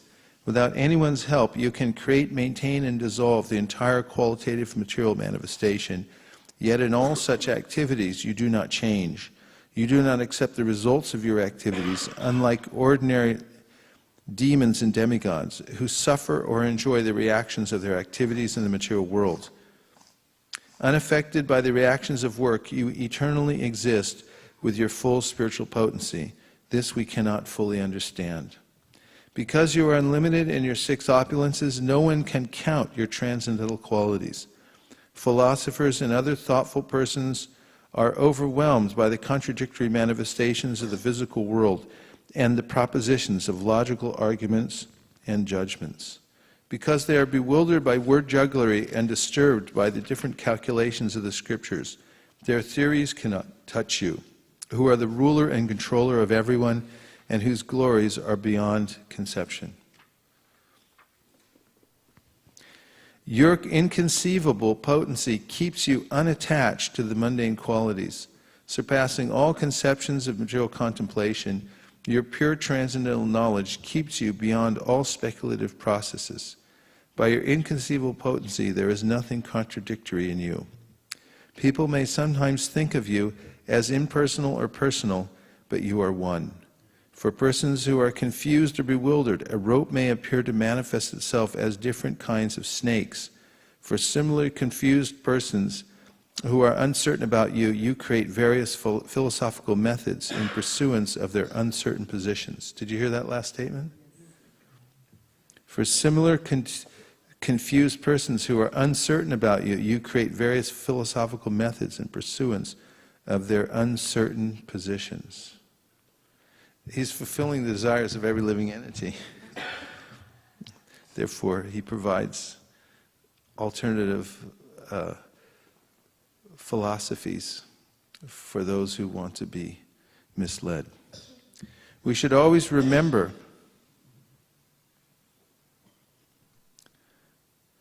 the differences between spiritual and material actions. That was the end quote. So does anybody know where that was from? Do you recognize who was speaking? You want to look it up? Good. We should always remember the differences between spiritual and material actions. The Supreme Lord, being all spiritual, can perform any act without extraneous help. In the material world, if we want to manufacture an earthen pot, we need the ingredients, a machine, and also a laborer. But we should not extend this idea to the actions of the Supreme Lord, for he can create anything in a moment without that which appears necessary in our own conception. When the Lord appears as an incarnation to fulfill a particular purpose, this does not indicate that he is unable to fulfill it without appearing. He can do anything simply by his will, but by his causeless mercy he appears to be dependent upon his devotees. He appears as the son of Yashoda Mata, not because he is dependent on her care, but because he accepts such a role by his causeless mercy. When he appears for the protection of his devotees, he naturally accepts trials and tribulations on their behalf. In the Bhagavad Gita it is said that the Lord, being equally disposed towards every living entity, has no enemies and no friends, but he has special affection for a devotee who always thinks of him in love. Therefore, neutrality and partiality are both among the transcendental qualities of the Lord, and they are properly adjusted by his inconceivable energy. The Lord is Para-Brahman, or the source of the impersonal Brahma, which is his all-pervading feature of neutrality. In his personal feature, however, as the owner of all transcendental opulences, the Lord displays his partiality by taking the side of his devotees. Partiality, neutrality, and all such qualities are present in God. Otherwise, they could not be experienced in the creation. Since he is the total existence, all things are properly adjusted in the Absolute. In the relative world, such qualities are displayed in a perverted manner, and therefore we experience non-duality as a perverted reflection. I'll read that again. In the relative world, such qualities are displayed in a perverted manner, and therefore we experience non-duality as a perverted reflection. Because there is no logic to explain how things happen in the realm of spirit, the Lord is sometimes described as being beyond the range of experience. But if we simply accept the Lord's inconceivability, we can then adjust all things in him. Non-devotees cannot understand the Lord's inconceivable energy, and consequently for them it is said that he is beyond the range of conceivable expression. The author of the Brahma Sutras accepts this fact and says, Shrutes tu shabda mulatvat. The Supreme Personality of Godhead, being inconceivable to an ordinary man, can be understood only through the evidence of the Vedic injunctions. The Skanda Purana confirms, Achinta kalu ye bhava natatam tarkena yojayet. Matters inconceivable to a common man should not be subject for argument. We find very wonderful qualities even in such material things as jewels and drugs. Indeed, their qualities often appear inconceivable. Therefore, if we do not attribute inconceivable potencies to the Supreme Personality of Godhead, we cannot establish His supremacy. It is because of these inconceivable potencies that the glories of the Lord have always been accepted as difficult to understand. Feel better? Okay, where's it from? The demigods are praying. That's where it starts, right where your thumb is? Number 39.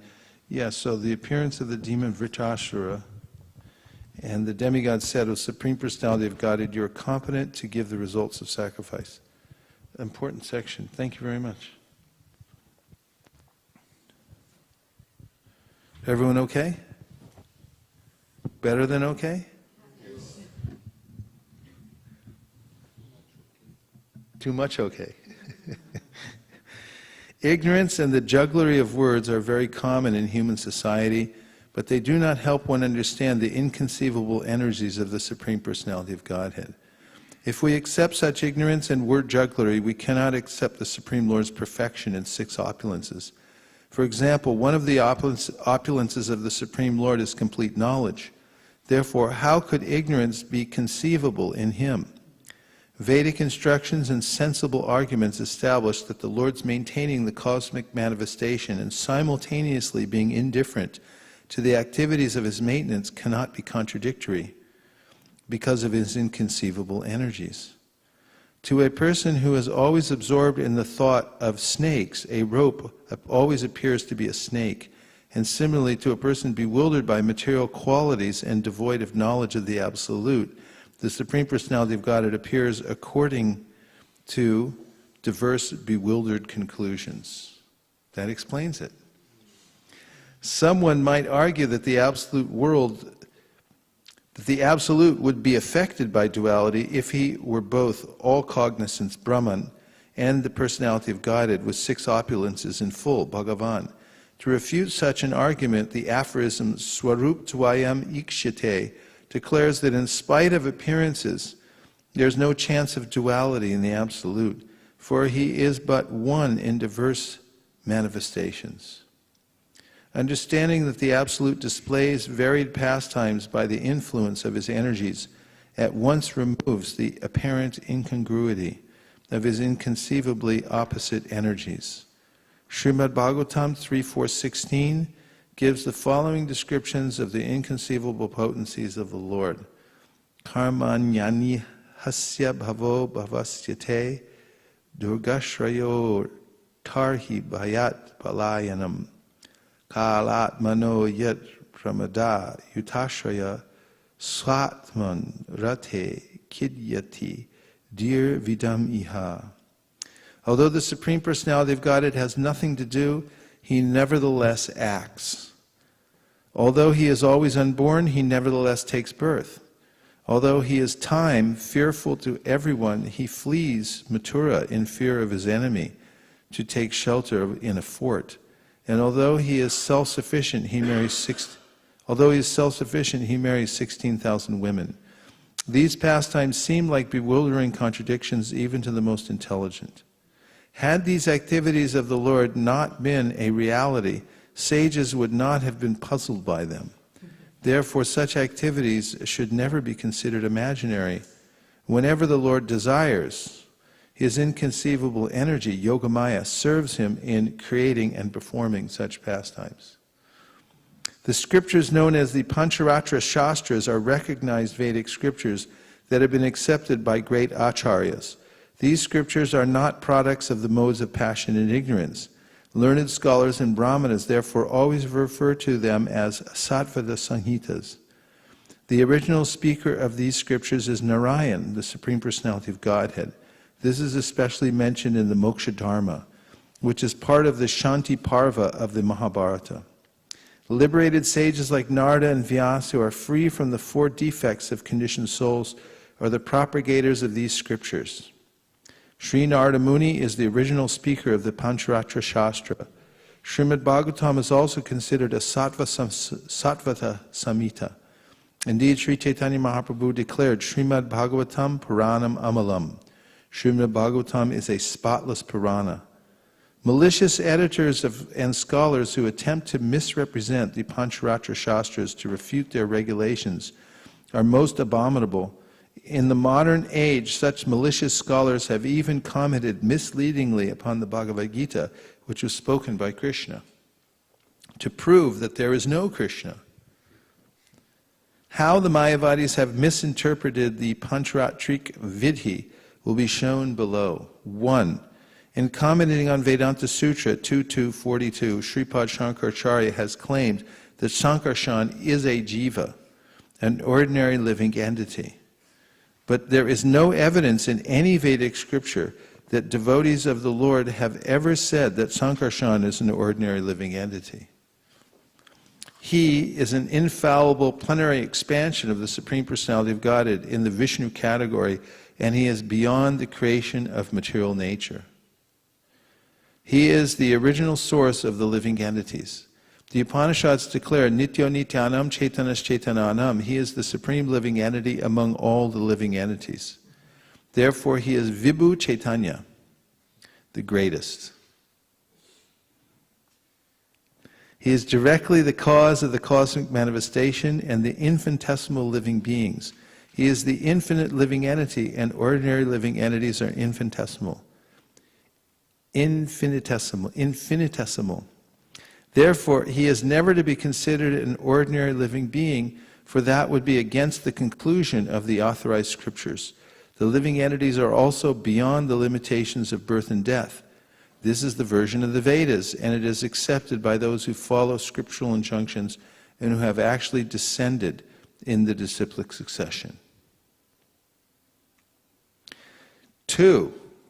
So Sankarshan is not a jiva, but sometimes he's called jiva because he's the reservoir of jivas and manifests these jivas.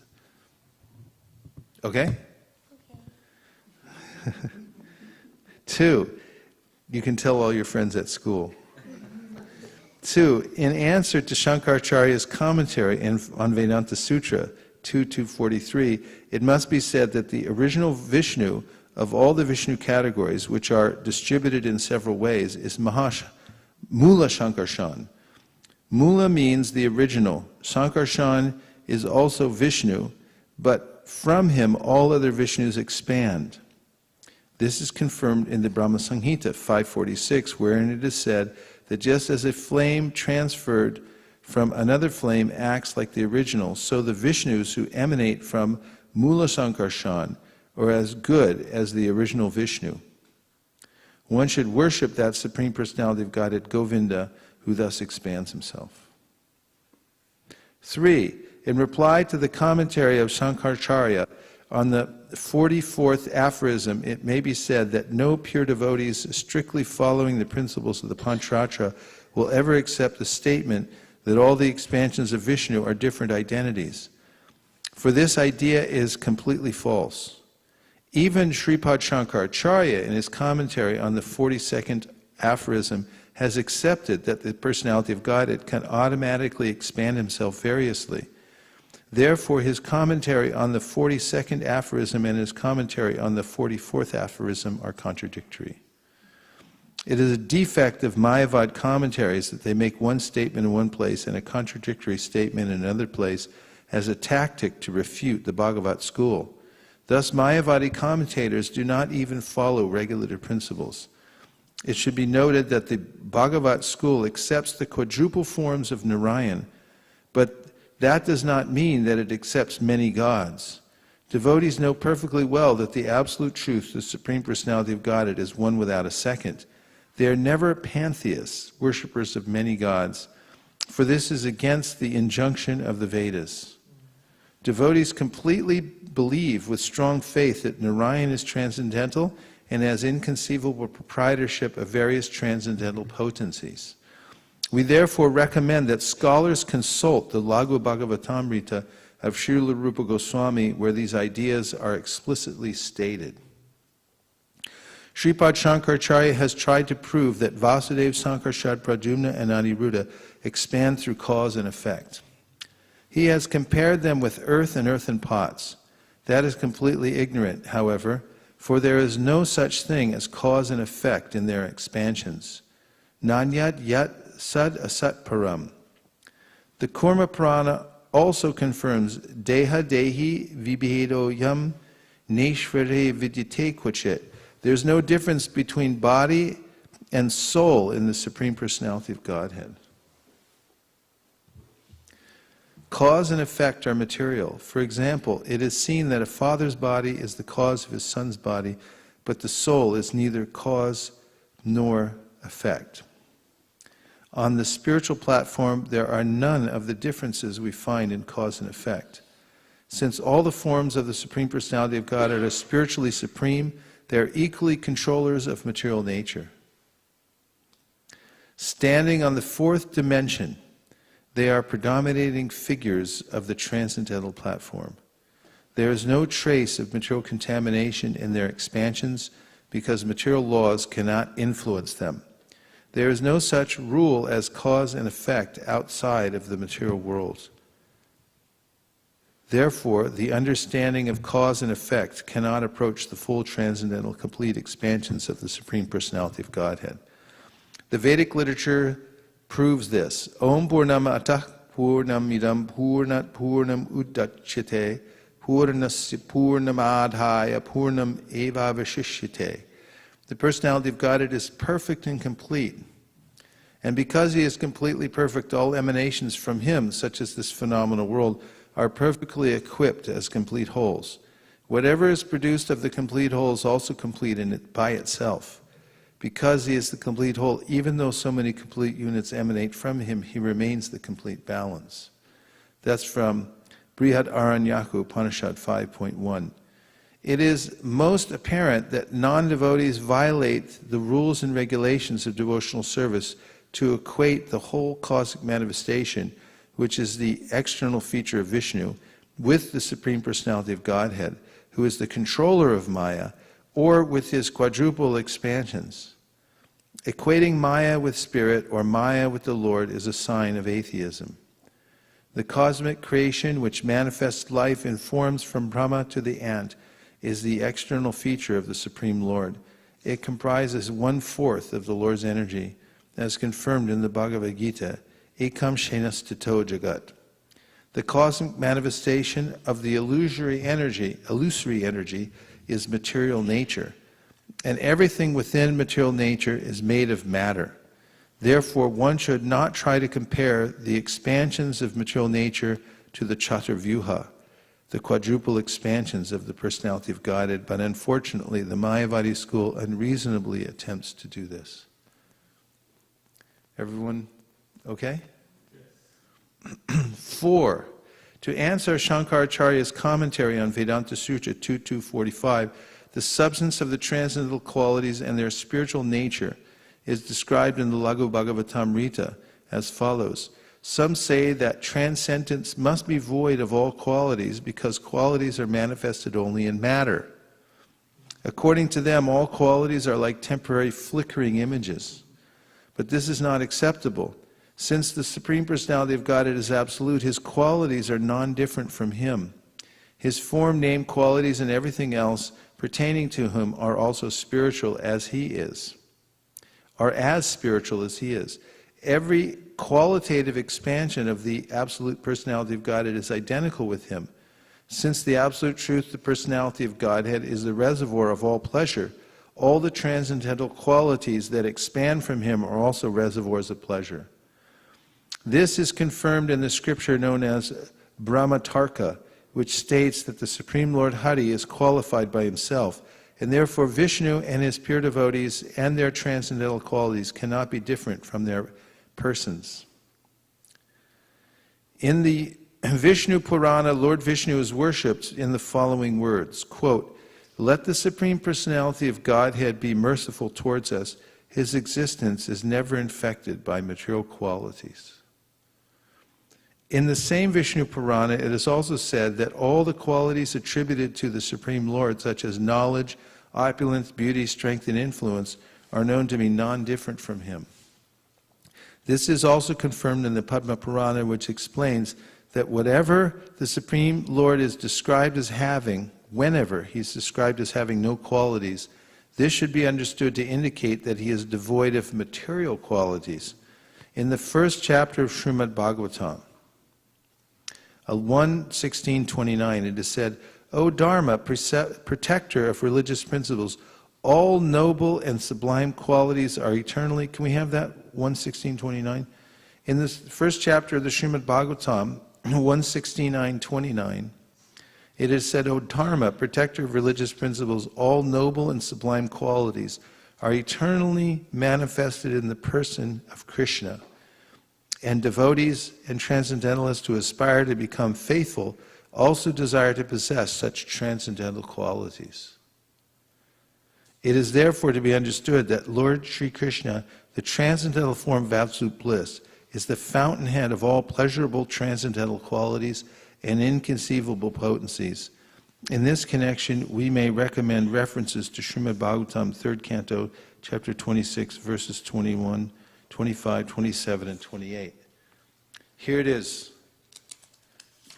the qualities of Lord Krishna mentioned in the 1st Canto, 16th chapter, text number 29. Actually, text number 30. 26 through 30.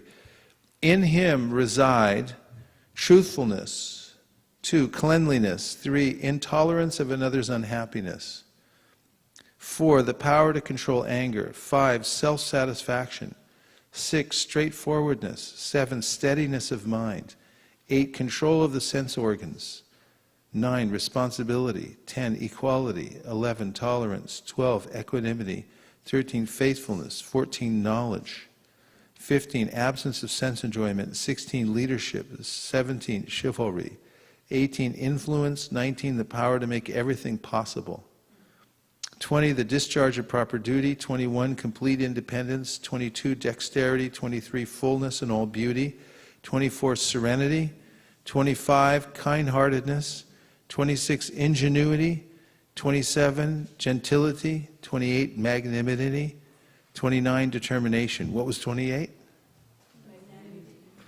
30, perfection in all knowledge. 31, proper execution. 32, possession of all objects of enjoyment. 33, joyfulness. 34, immovability. 35, fidelity. 36, fame. 37, worship. 38, pridelessness. 39, being as the Supreme Personality of Godhead. 40, eternity, and many other transcendental qualities which are eternally present and never to be separated from him. That personality of Godhead, the reservoir of all goodness and beauty, Lord Sri Krishna has now closed his transcendental pastimes in the face of the earth. In his absence, the age of Kali has spread its influence everywhere, so I'm sorry to see this condition of existence. In its absence, in his absence, the age of Kali has spread its influence everywhere. You can see why, because if the little jivas don't have the opportunity to hear about the Supreme Personality of Godhead and to experience these qualities, then they have to go elsewhere, and they scatter throughout the material world trying to find it in other places and become bewildered. That's why they have to hear about the Supreme Personality of Godhead. It's nice to have all these books, huh?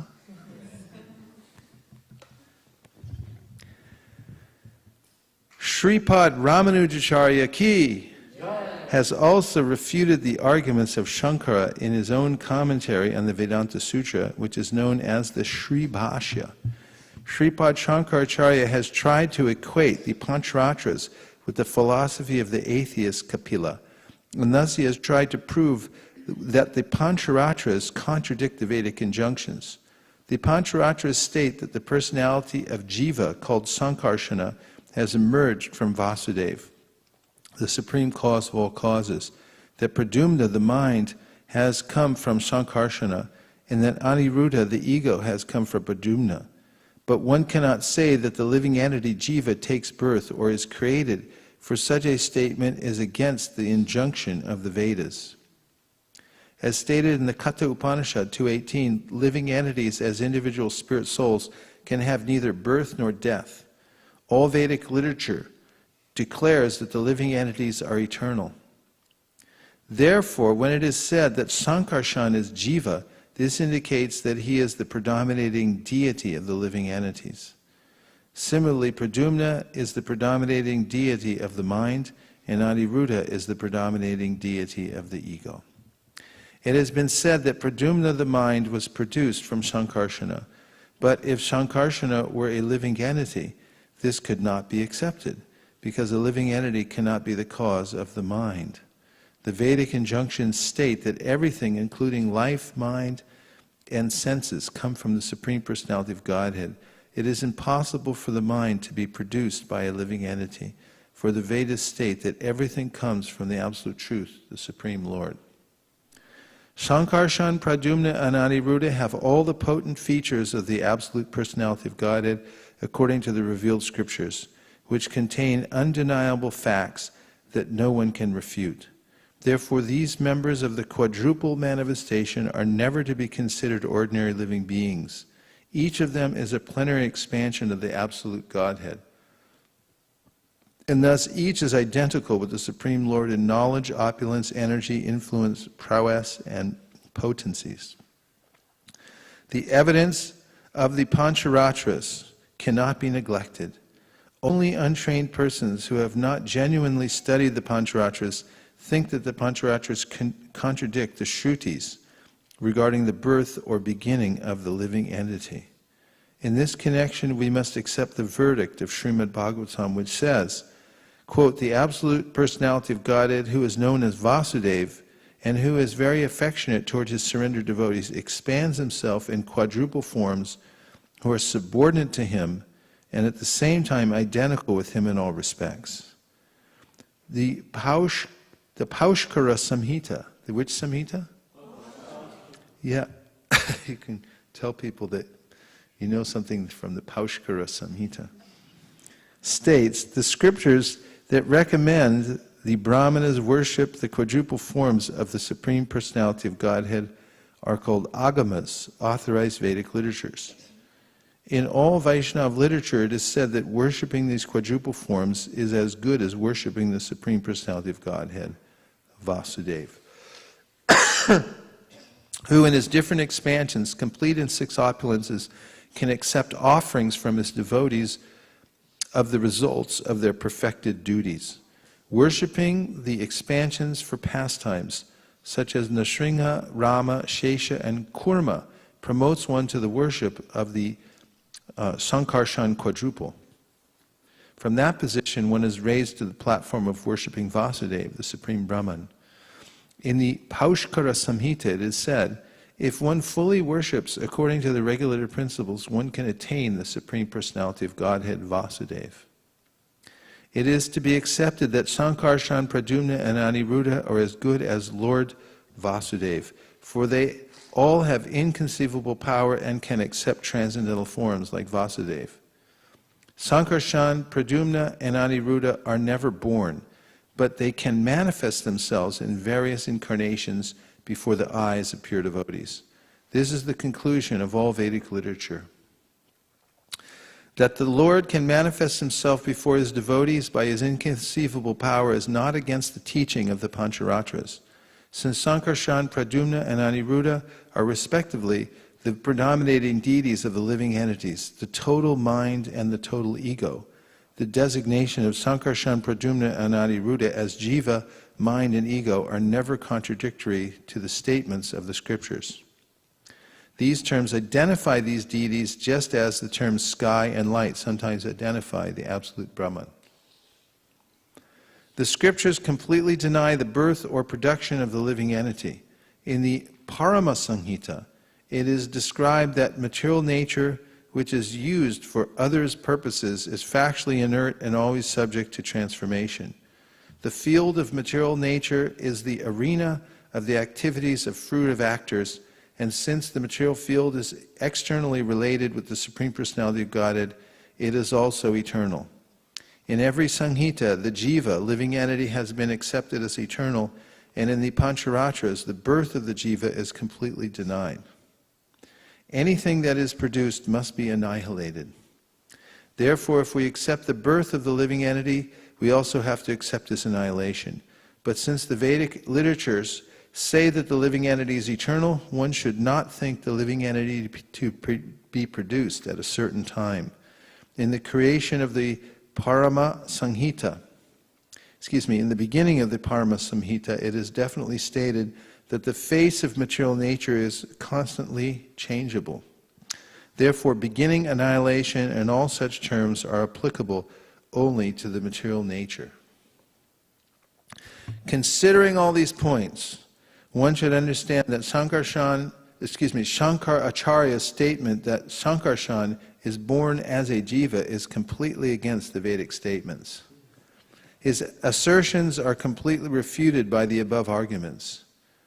In this connection, the commentary of Sridhar Swami on Srimad Bhagavatam 3.134 is very helpful.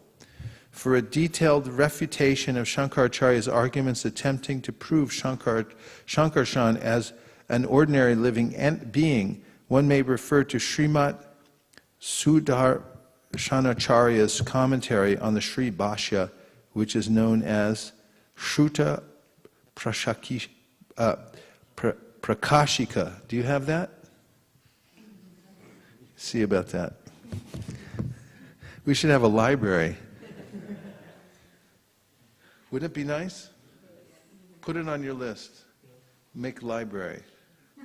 I mean, we have a bookcase, but that's nice. But we should have a full library of all the previous acharyas and everything like that. Also, the devotees in Vrindavan, there's a Sanskrit school there. It was founded by Gopi Puranadana Prabhu, and Gopal Bhatta Prabhu has been a great supporter of that school and helped it to get started. They were at Govardhan, and then they moved over to Vrindavan. They produced the recent Tattva Sandarbha, and they have many other books which are coming out, including the Laghu Bhagavatamrita, which was completed by Gopi Puranadana Prabhu. And they're Sanskritists and Brahmanas. And the only thing is they're not businessmen. And so they wrote to me a couple days ago because I offered help because I really like their program. I wanted to see that they have success in propagating their books. The Brihat Bhagavatamrita is an important book that Prabhupada mentions in his own commentaries, that devotees who want to know all about devotional service should read this book and so forth. And it was painstakingly produced by that school. Gopi Puranadana Prabhu, Jayadvaita Swami, Keshava Bharati Maharaj worked together to produce an impeccable version of the Brihat Bhagavatamrita, complete with Sanatana Goswami's commentary, meticulously done. And it hasn't been widely distributed because there was not a very good marketing of that book, which is a shame. And so they wrote to me saying, can you help us? And I'd like to help them. There's a lot of ideas that they have in there. So there's some ways we can talk about this. They need to move their books over, at least a quantity of them, to America, and then have a way to have them stored. And so I'm looking for storage space, and also devotees who are interested in maybe overseeing getting them sent out to people who order them in different places. I know it's a tall order, but I'm just putting it out there into the ether because we could form a team and help propagate this branch of Prabhupada's campaign, which is to have the full canon of Gaudiya Vaishnava literatures available to the world. And it's a very important point that Prabhupada instilled in the devotees this qualification to be able to produce such works. And nowhere else are they being produced in such a meticulous way, and through the training of those who were trained directly by Prabhupada and so forth. So it's very important. So there. Continuing, and congratulations to all of you who have attended this yajna. It's like at Naimasaranya, the sages came together to hear and to talk about Krishna, and that's what we've come here today to do today. And I doubt if anybody else, any CEO of Google or anyone else, read this purport today. The original quadruple forms Krishna, Baladev, Pradyumna, and Aniruddha expand into another quadruple, which is present in the Vaikuntha planets of the spiritual sky.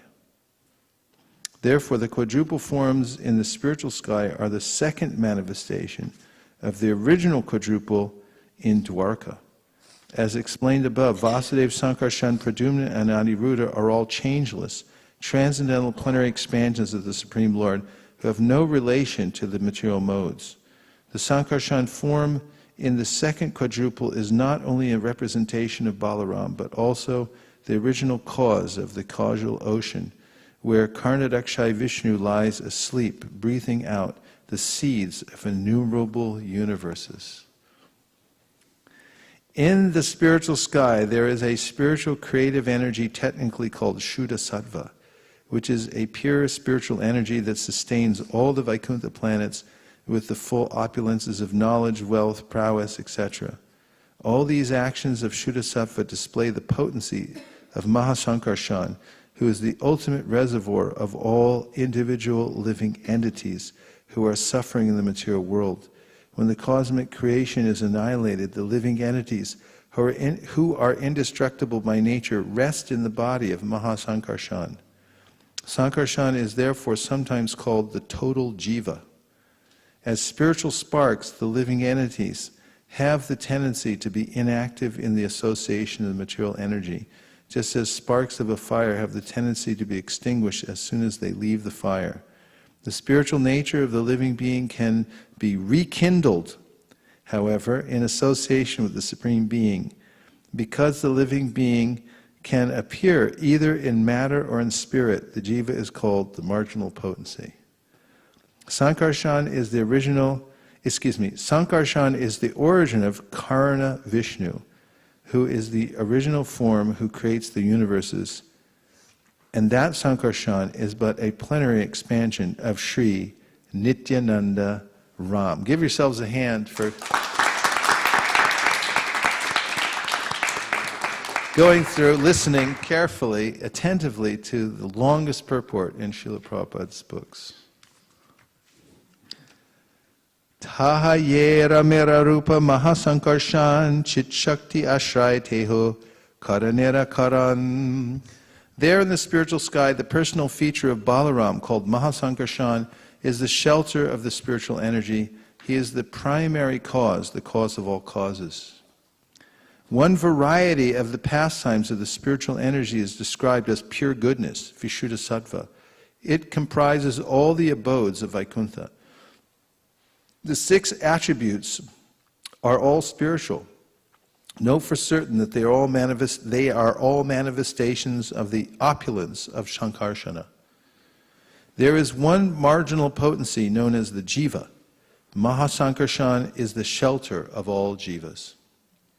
Sankarshan is the original shelter of the Purusha, from whom this world is created and in whom it is dissolved.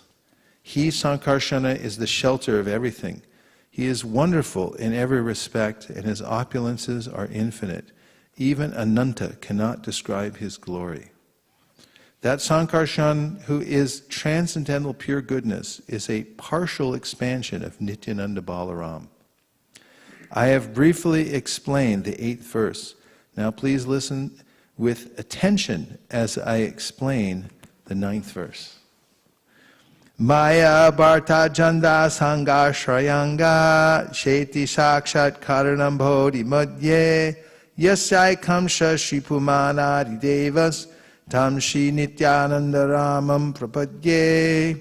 I offer my full obeisances under the feet of Sri Nityananda Ram, whose partial representation called Karnadakshay Vishnu lying on the Karna ocean is the original Purusha, the master of the illusory energy and the shelter of all the universes. Outside the Vaikuntha planets is the impersonal Brahman effulgence, and beyond that effulgence is the Karana ocean, or causal ocean. Purport. The impersonal glowing effulgence known as impersonal Brahman is the outer space of the Vaikuntha planets in the spiritual sky. Beyond that impersonal Brahman is the great causal ocean which lies between the material and spiritual skies. The material nature is a byproduct of this causal ocean. Karnadakshay Vishnu, who lies on the causal ocean, creates the universes merely by glancing upon material nature. Therefore, Krishna personally has nothing to do with the material creation. The Bhagavad Gita confirms that the Lord glances over material nature, and thus she produces the many material universes. Verse. The Bhagavad Gita confirms that the Lord glances over material nature. That's it. Maya dakshena prakritihi suyate sacharacharam hetunanena konteya jagad viparivartate. Neither Krishna in Goloka nor Narayan in Vaikuntha comes directly in contact with the material creation. They are completely aloof from material energy. What is the verse from the Brahma Samhita that says that? I'll give you a hint. It's in the beginning.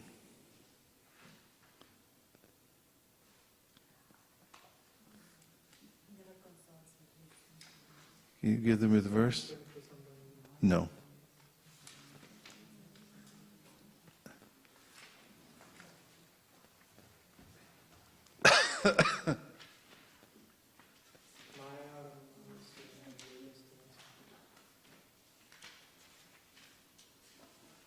You have it? Could you give it to us, please? Oh, you're giving it to me? Okay. Number 7, 5-7, 5th chapter, 7th verse. Maya yara mamanasya naviyogas tayasaha atmana ramaya reme tyakva kalam sashikshaya. Krishna never consorts with this illusory energy. Still her connection is not entirely cut off from the absolute truth. When he intends to create the material world, the amorous pastime in which he engages by consorting with his own spiritual chit potency, Rama, by casting his glance at the deluding energy in the shape of sending his time energy, is an auxiliary activity. And actually, I was thinking of another verse, I think.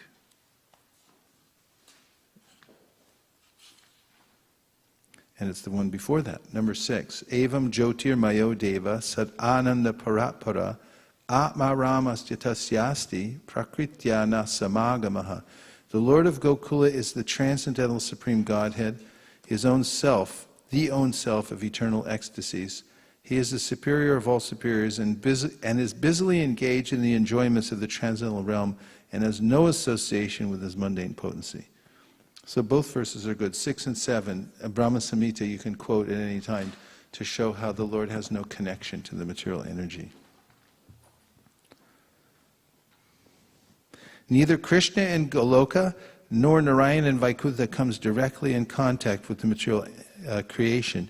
They are completely aloof from the material energy. How would you prove that from Shastra? Which verses would you quote? 6 and 7 from which chapter of the Brahma Samhita? Okay. It is the function of Mahasankarshan in the form of Karnadakshay Vishnu to glance over the material creation which is situated beyond the limits of the causal ocean. Material nature is connected with the personality of Godhead by his glance over her and nothing more. It is said that she is impregnated by the energy of his glance. The material energy Maya never even touches the causal ocean, for the Lord's glance focuses upon her from a great distance away. The glancing power of the Lord agitates the entire cosmic energy, and thus its actions begin at once. This indicates that matter, however powerful she may be, has no power by herself. Her activity begins by the grace of the Lord, and then the entire cosmic creation is manifested in a systematic way. The analogy of a woman's conception can help us understand this subject to a certain extent. The mother is passive, but the father puts his energy within the mother, and thus she conceives. She supplies the ingredients for the birth of the child in her womb. Similarly, the Lord activates material nature, which then supplies the ingredients for cosmic development.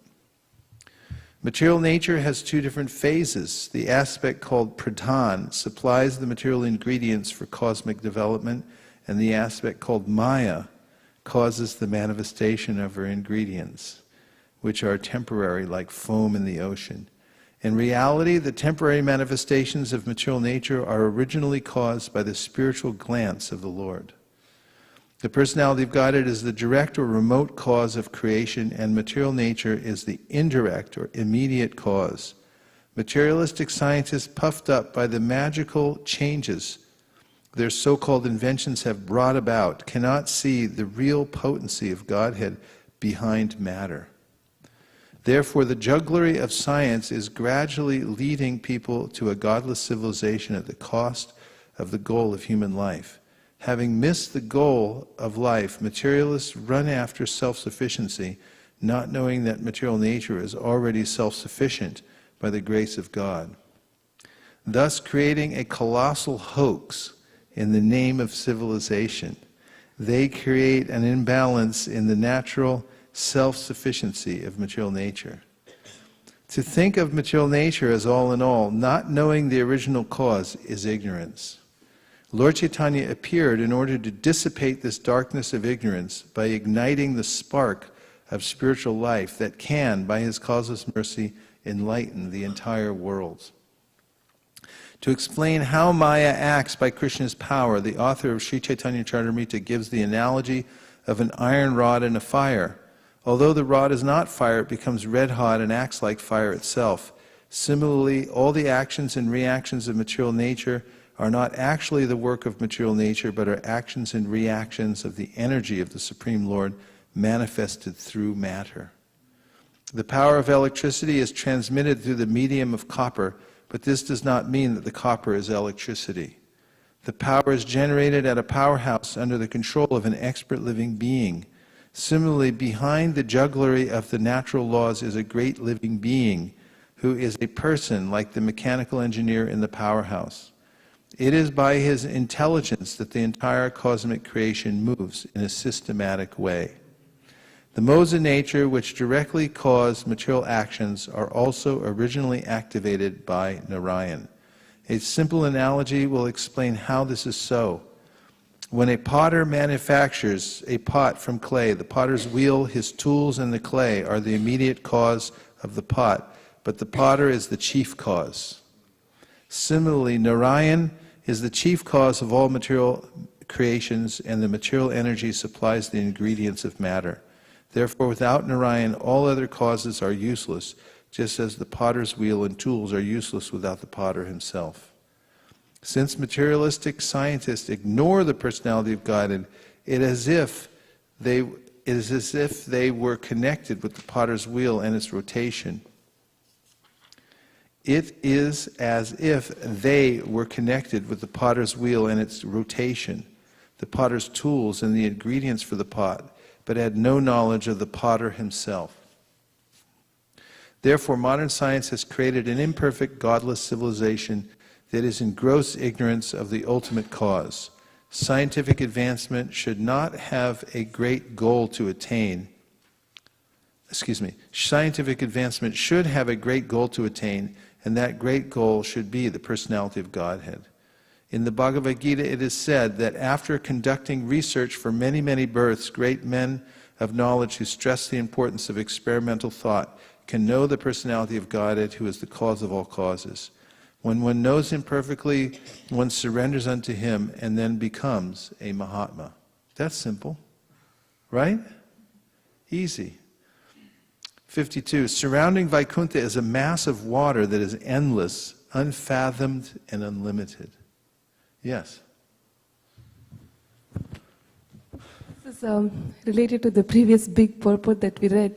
Um, it's just that suppose if a foolish person or a dog is barking at the sun, and if we are talking about the sun, we don't talk about all the people who are blaspheming the sun or whatever it is like that. The personal concept of God is so great, and it is a fact that it feels so nice when we hear about how God is a person, His nature, activities and all that. But why is that our acharyas put so much, it's so dry to hear about the impersonal concept. So why is that emphasized and explained and refuted with giving so much stress, why, if it is so insignificant? Refuting the external. The impersonalism concept, if it is so insignificant. Well, it's not that it's insignificant in the sense that it's at the expense of the personal form of God. It's not that they're saying that there's the impersonal form of God and there's the personal form of God. They're saying that there is no personal form of God. And that's when the acharyas take great exception, because then people are misled into atheism. And materialism is the only recourse for one who has no clear conception of who God is. Because unless you have spiritual variety and activities within spiritual variety, you necessarily have to engage in material varieties, and then you're lost in the material world. So Sankaracharya has purposefully misinterpreted Mayavadam Asat Shastram. What is it? Prachanam Bhaudam Uchate Mayaiva Vihitam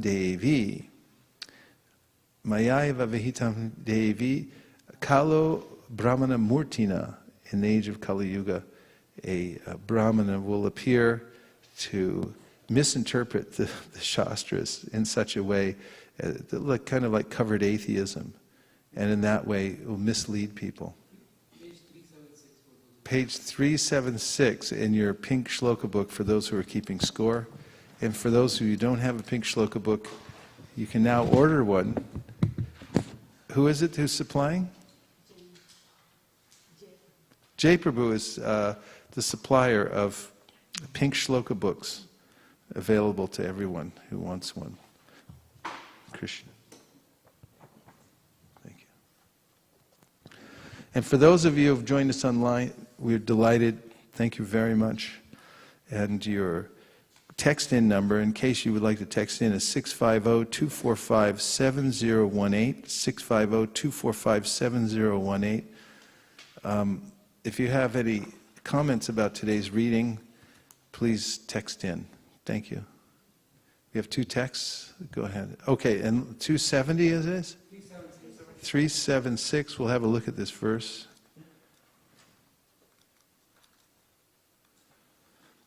I'll say, please repeat. Mayavadam asachastram prachanam bhaunam uchyate mayaiva vihitam devi kalo brahmana murtina. From the Padma Purana, Lord Shiva informed the goddess Durga, the superintendent of the material world, in the age of Kali, I take the form of a Brahmana and explain the Vedas through false scriptures in an atheistic way, similar to the Buddhist philosophy. That's cause for alarm. Amongst the acharyas, they specifically give clear explanations to refute all the details of these misinterpretations by the various philosophers who exclude the personality of Godhead from their interpretations of the Vedas. There's the Shad Darshan, the 6 philosophies of India, which you'll find also threads of those available in the world today as well.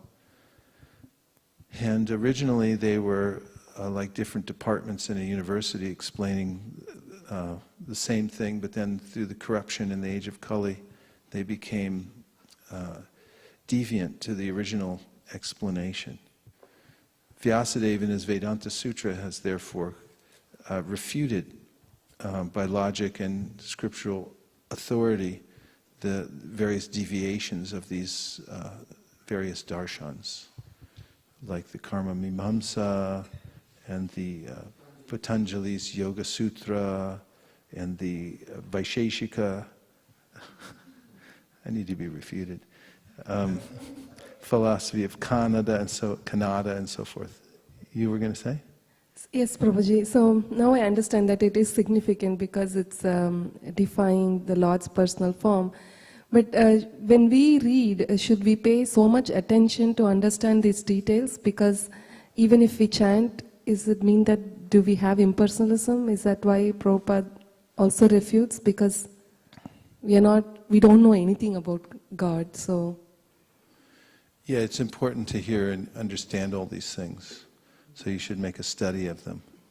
What else are you going to do?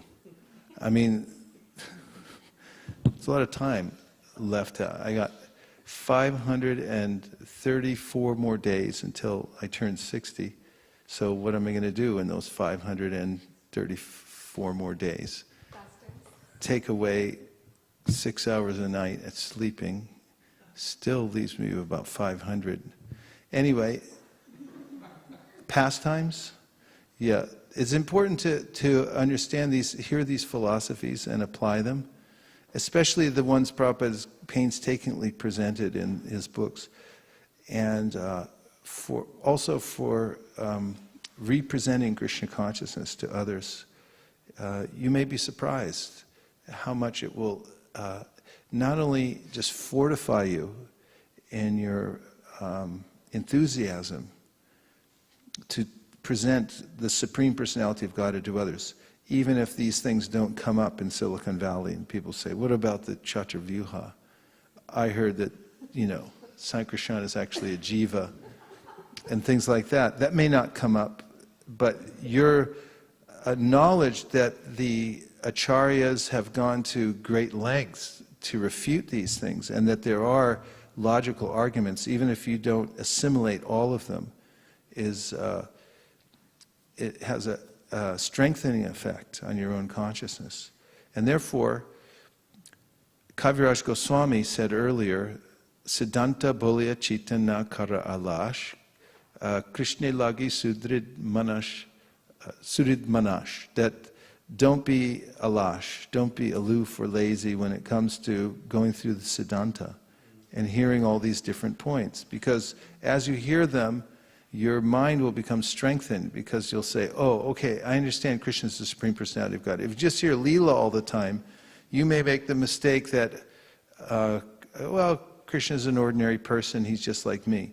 There may be some element of that misunderstanding that's still there. Because after all, the central reason for the material world, or the primary cause, is that everyone wants to be God and is envious of God to some degree. Icha dvesha samutena dvandva mohena bharata sarva bhutani sammoham sarge yanti parantapa. This is an affliction of the material condition, and that can be alleviated by hearing these things. Harivangsha Prabhu. Thank you, Prabhuji. Does this also apply to the descriptions about our universe and astronomical related things in the 5th canto as well? Well, you have to see that in context of the conversation itself. Because when he was asked, Shukadeva Goswami said that I will give you a sampling of the material nature just to show you how inconceivable and unlimited it is. He wasn't saying, I'm giving you this so that you'll have a complete, detailed, accurate understanding of how everything works in the whole universe. But he was saying that this is going to boggle your mind. Just the little fragment that I'm going to explain to you now, you're not going to be able to find on Google Maps a lot of these things. They're going to be, as a good friend of mine said, you're not going to be able to find these things or conceive of them. And that's not our particular ken to go through, to present these things. Maybe devotees who are specifically preaching to people about the different aspects of the universe and things. But then there's a question about whether taking a stand on particular geographical locations, so to speak, of various points may be completely effective. We should have an understanding, however, that material nature is inconceivable and that there is a structure of the universe that is not ascertainable by the blunt material senses. There are certain things you just can't see, but they're explained in the Shastra.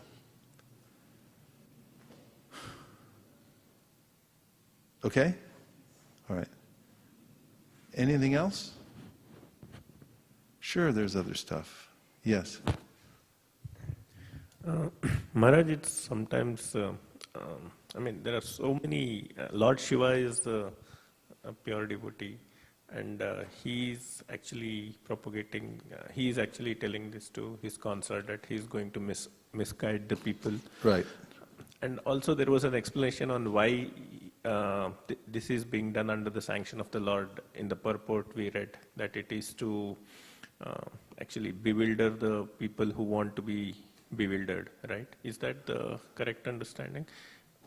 Because I'm thinking that the Lord sanctions such deviant things to come into place, and also the Lord actually empowers the different acharyas to remove this deviation.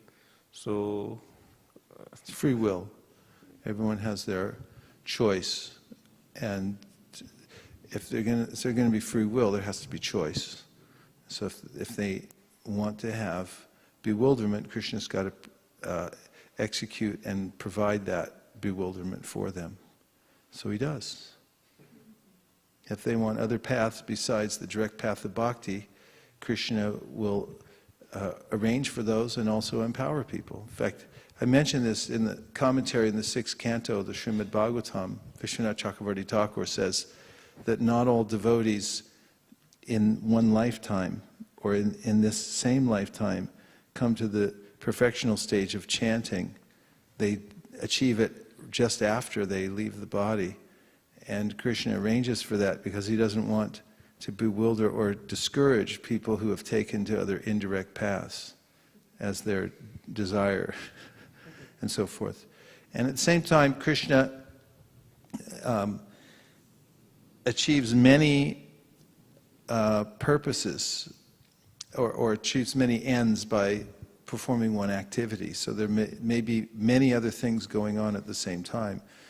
As he's giving an alternative path, he's also giving the remedy, in the form of the teachings of the acharyas and so many other ways, so that people can come to the perfect stage. Srivas Prabhu. Yeah, please. Also, Prabhuji, it can be again inconceivable why the Lord came as Lord Buddha just to you can say abolish the authority of Vedas, because he had the animal killing, and then he sent Shankaracharya to remove Buddhism, which was rampant in India, right?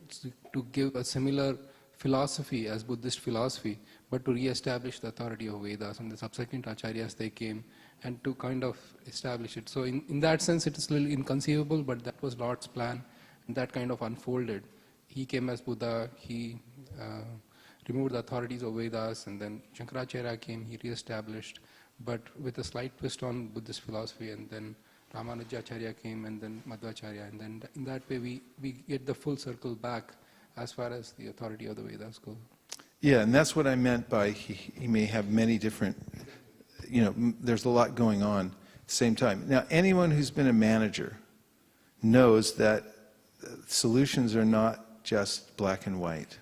There are many shades of gray, and nowadays, because of computers, there are millions of different shades of colors and so forth. And when you're dealing with living entities who are all independent and have free will, well, they have minute independence, and they have their own preferences and predilections because of previous lives and so forth.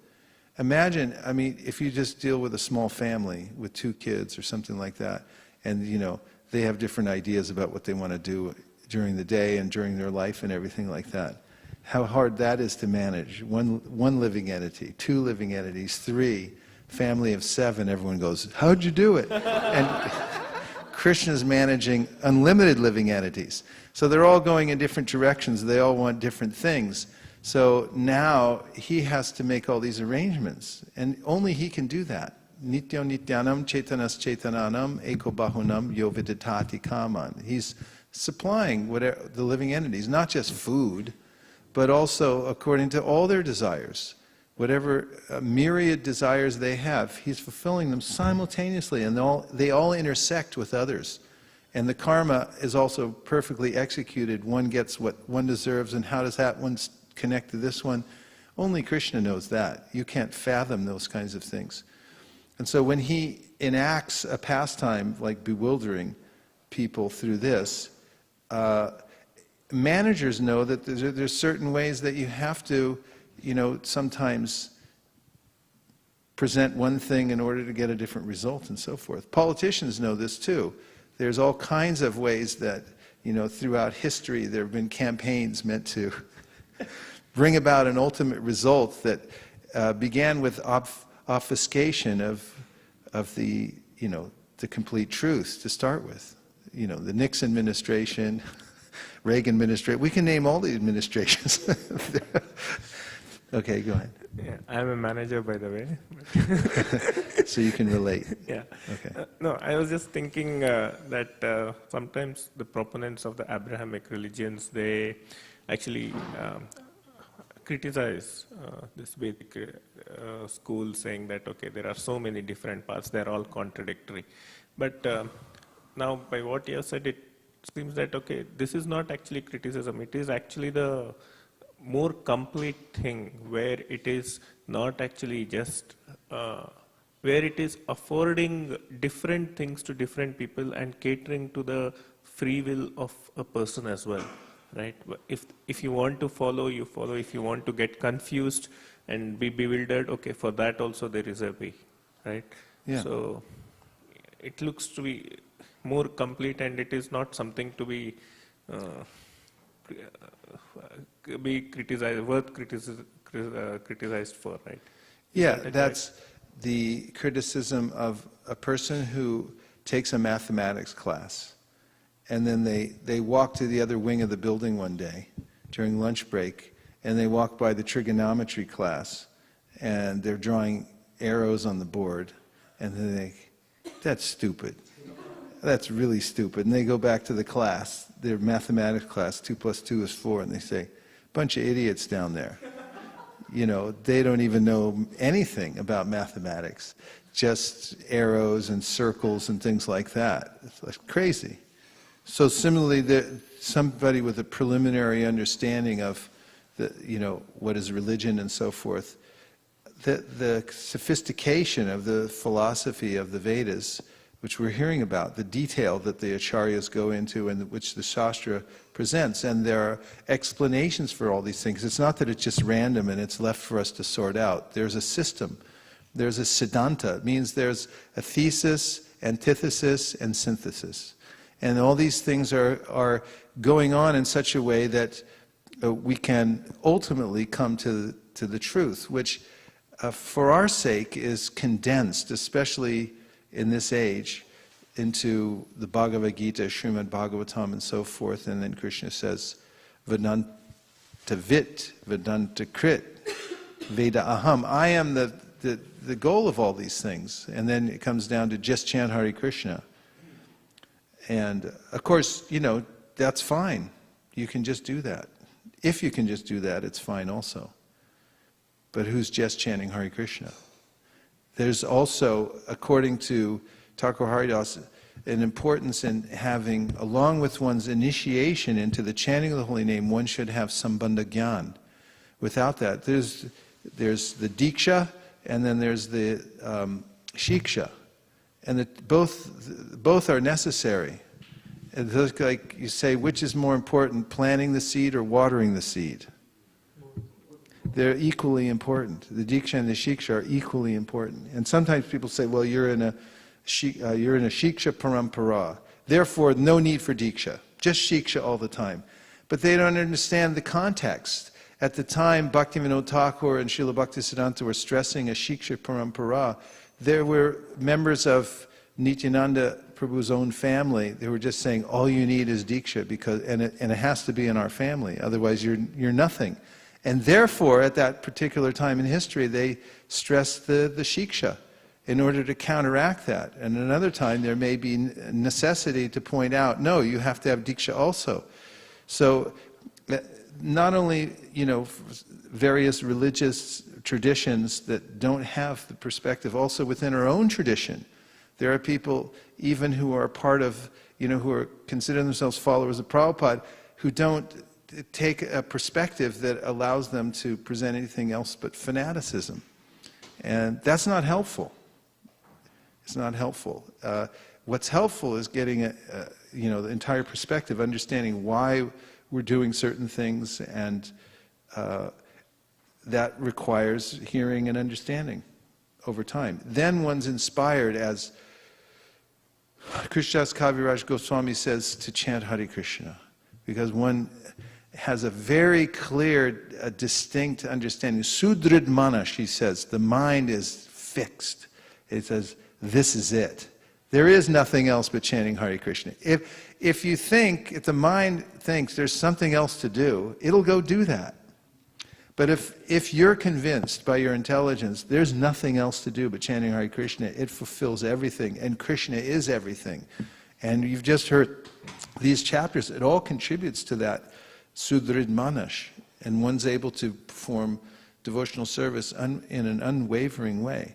It's a rare thing, actually, for somebody to come to this position of nishta, of no hesitation in their devotional practice, no doubts. They're free to simply perform devotional service. It requires Tachchadadhana munayo jnana vairagya yuktaya pashyantyatmani chatmanam bhaktya shuta grihitaya. It must be done thoughtfully, says Sutta Goswami. It has to be done, it's done by thoughtful people. And they have to be fortified with jnana and vairagya, which come from hearing the Vedanta Shruti very carefully. So we don't have that much to hear. I mean, we don't have that many things to hear. I mean, that's the nature of the age of Kali Yuga. It's like, this seems like a lot sometimes, but it's not. I mean, the Vedic process was to hear constantly, from the time you're born, before you're born, and continue hearing until you memorize the whole Veda that you're responsible for, and you know the whole thing, all the syllables and everything. It has to be the perfect intonation and everything like that. And nowadays, you want to read a little something?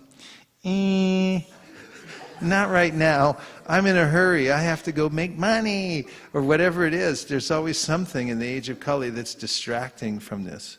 So that's why Prabhupada created these sanctuaries and encouraged us, to come together and just hear and chant, hear and chant, hear and chant. And then you become fortified, and then you're able to carry it on wherever you go. No distraction when you go outside, because you're determined. You know that this is your greatest interest in life, and so forth. Yes. Oh, right. We have some texts that have come in. Oh, right. It was your turn. You've been raising your hand for half an hour. Go right ahead. Thank you. So I just have a follow-up question on the free will and this Lord Shiva's comment here. So the principle of the unconditioned versus conditioned soul applies to the kind of grown-up people who know the difference between going to pub versus coming to this temple to listen to a lecture. But what about a small kid, like she's a 10-year-old kid, she's a fortunate enough person to be here with her parents. But what about another kid sitting somewhere else with some other people, and then on the top of that, there are supernatural powers who are claiming that they want to bewilder that other 10-year-old kid. So is it the fault of that other kid who is not able to come here? Whose fault is that? I didn't get it. So I'm just trying to compare this kid who is fortunate enough to come here to listen to all these lectures. Talking about you, Avantika. But there are other people in the world, and they are not grown-ups like Yeah. us who know what's wrong and what's right. They are just neutral kids. They Right. don't know anything.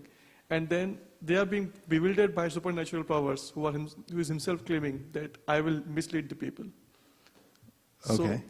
So is it justified that a small kid who doesn't know anything about the world, good or bad, is being misled by other people? I mean, kind of supernatural powers, Lord Shiva himself, or Maya Devi? Well,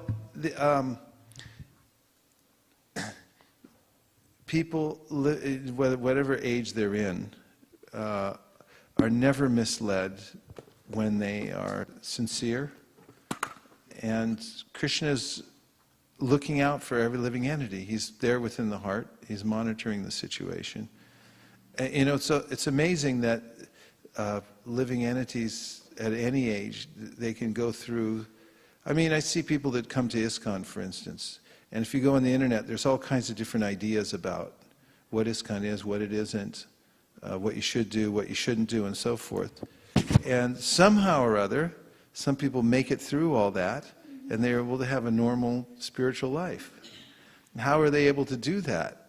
And other people, they immediately get caught on some point, and then they say, okay, I can't do it, forget it.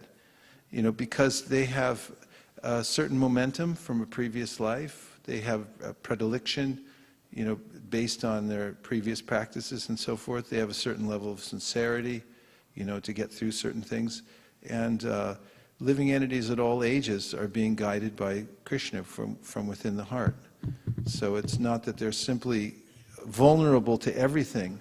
It's based on their psychophysiological nature and their spiritual credit, which they've attained in previous ages, previous births and so forth, to be able to be either vulnerable or impervious to certain kinds of philosophy and so forth. It's not that everyone is simply exposed to all these things and there's no antidote and there's no remedy. There is. That's completely available too. Just as there is a bewildering principle, the principle of enlightenment is available to every living entity, no matter what age they are. Prahlad Maharaj was 5 years old, and so was Narada Muni, Dhruva. Hey, a lot of kids. And they were able to, Prahlad Maharaj was exposed to extreme, propaganda by his parents and by his teachers and so forth, and he wasn't affected by it at all. And let's speak of grown-ups. Sometimes, you see sometimes people, they become misled very easily because of their state of heart. They want to be misled, and other people aren't. Jiva's not left unprotected. If he wants Krishna, he can get him. Okay, the two from the...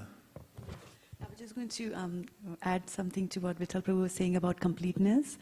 So, when you try to learn a word in the dictionary, you go to the dictionary, it gives you the meaning of the word and also gives you the antonyms.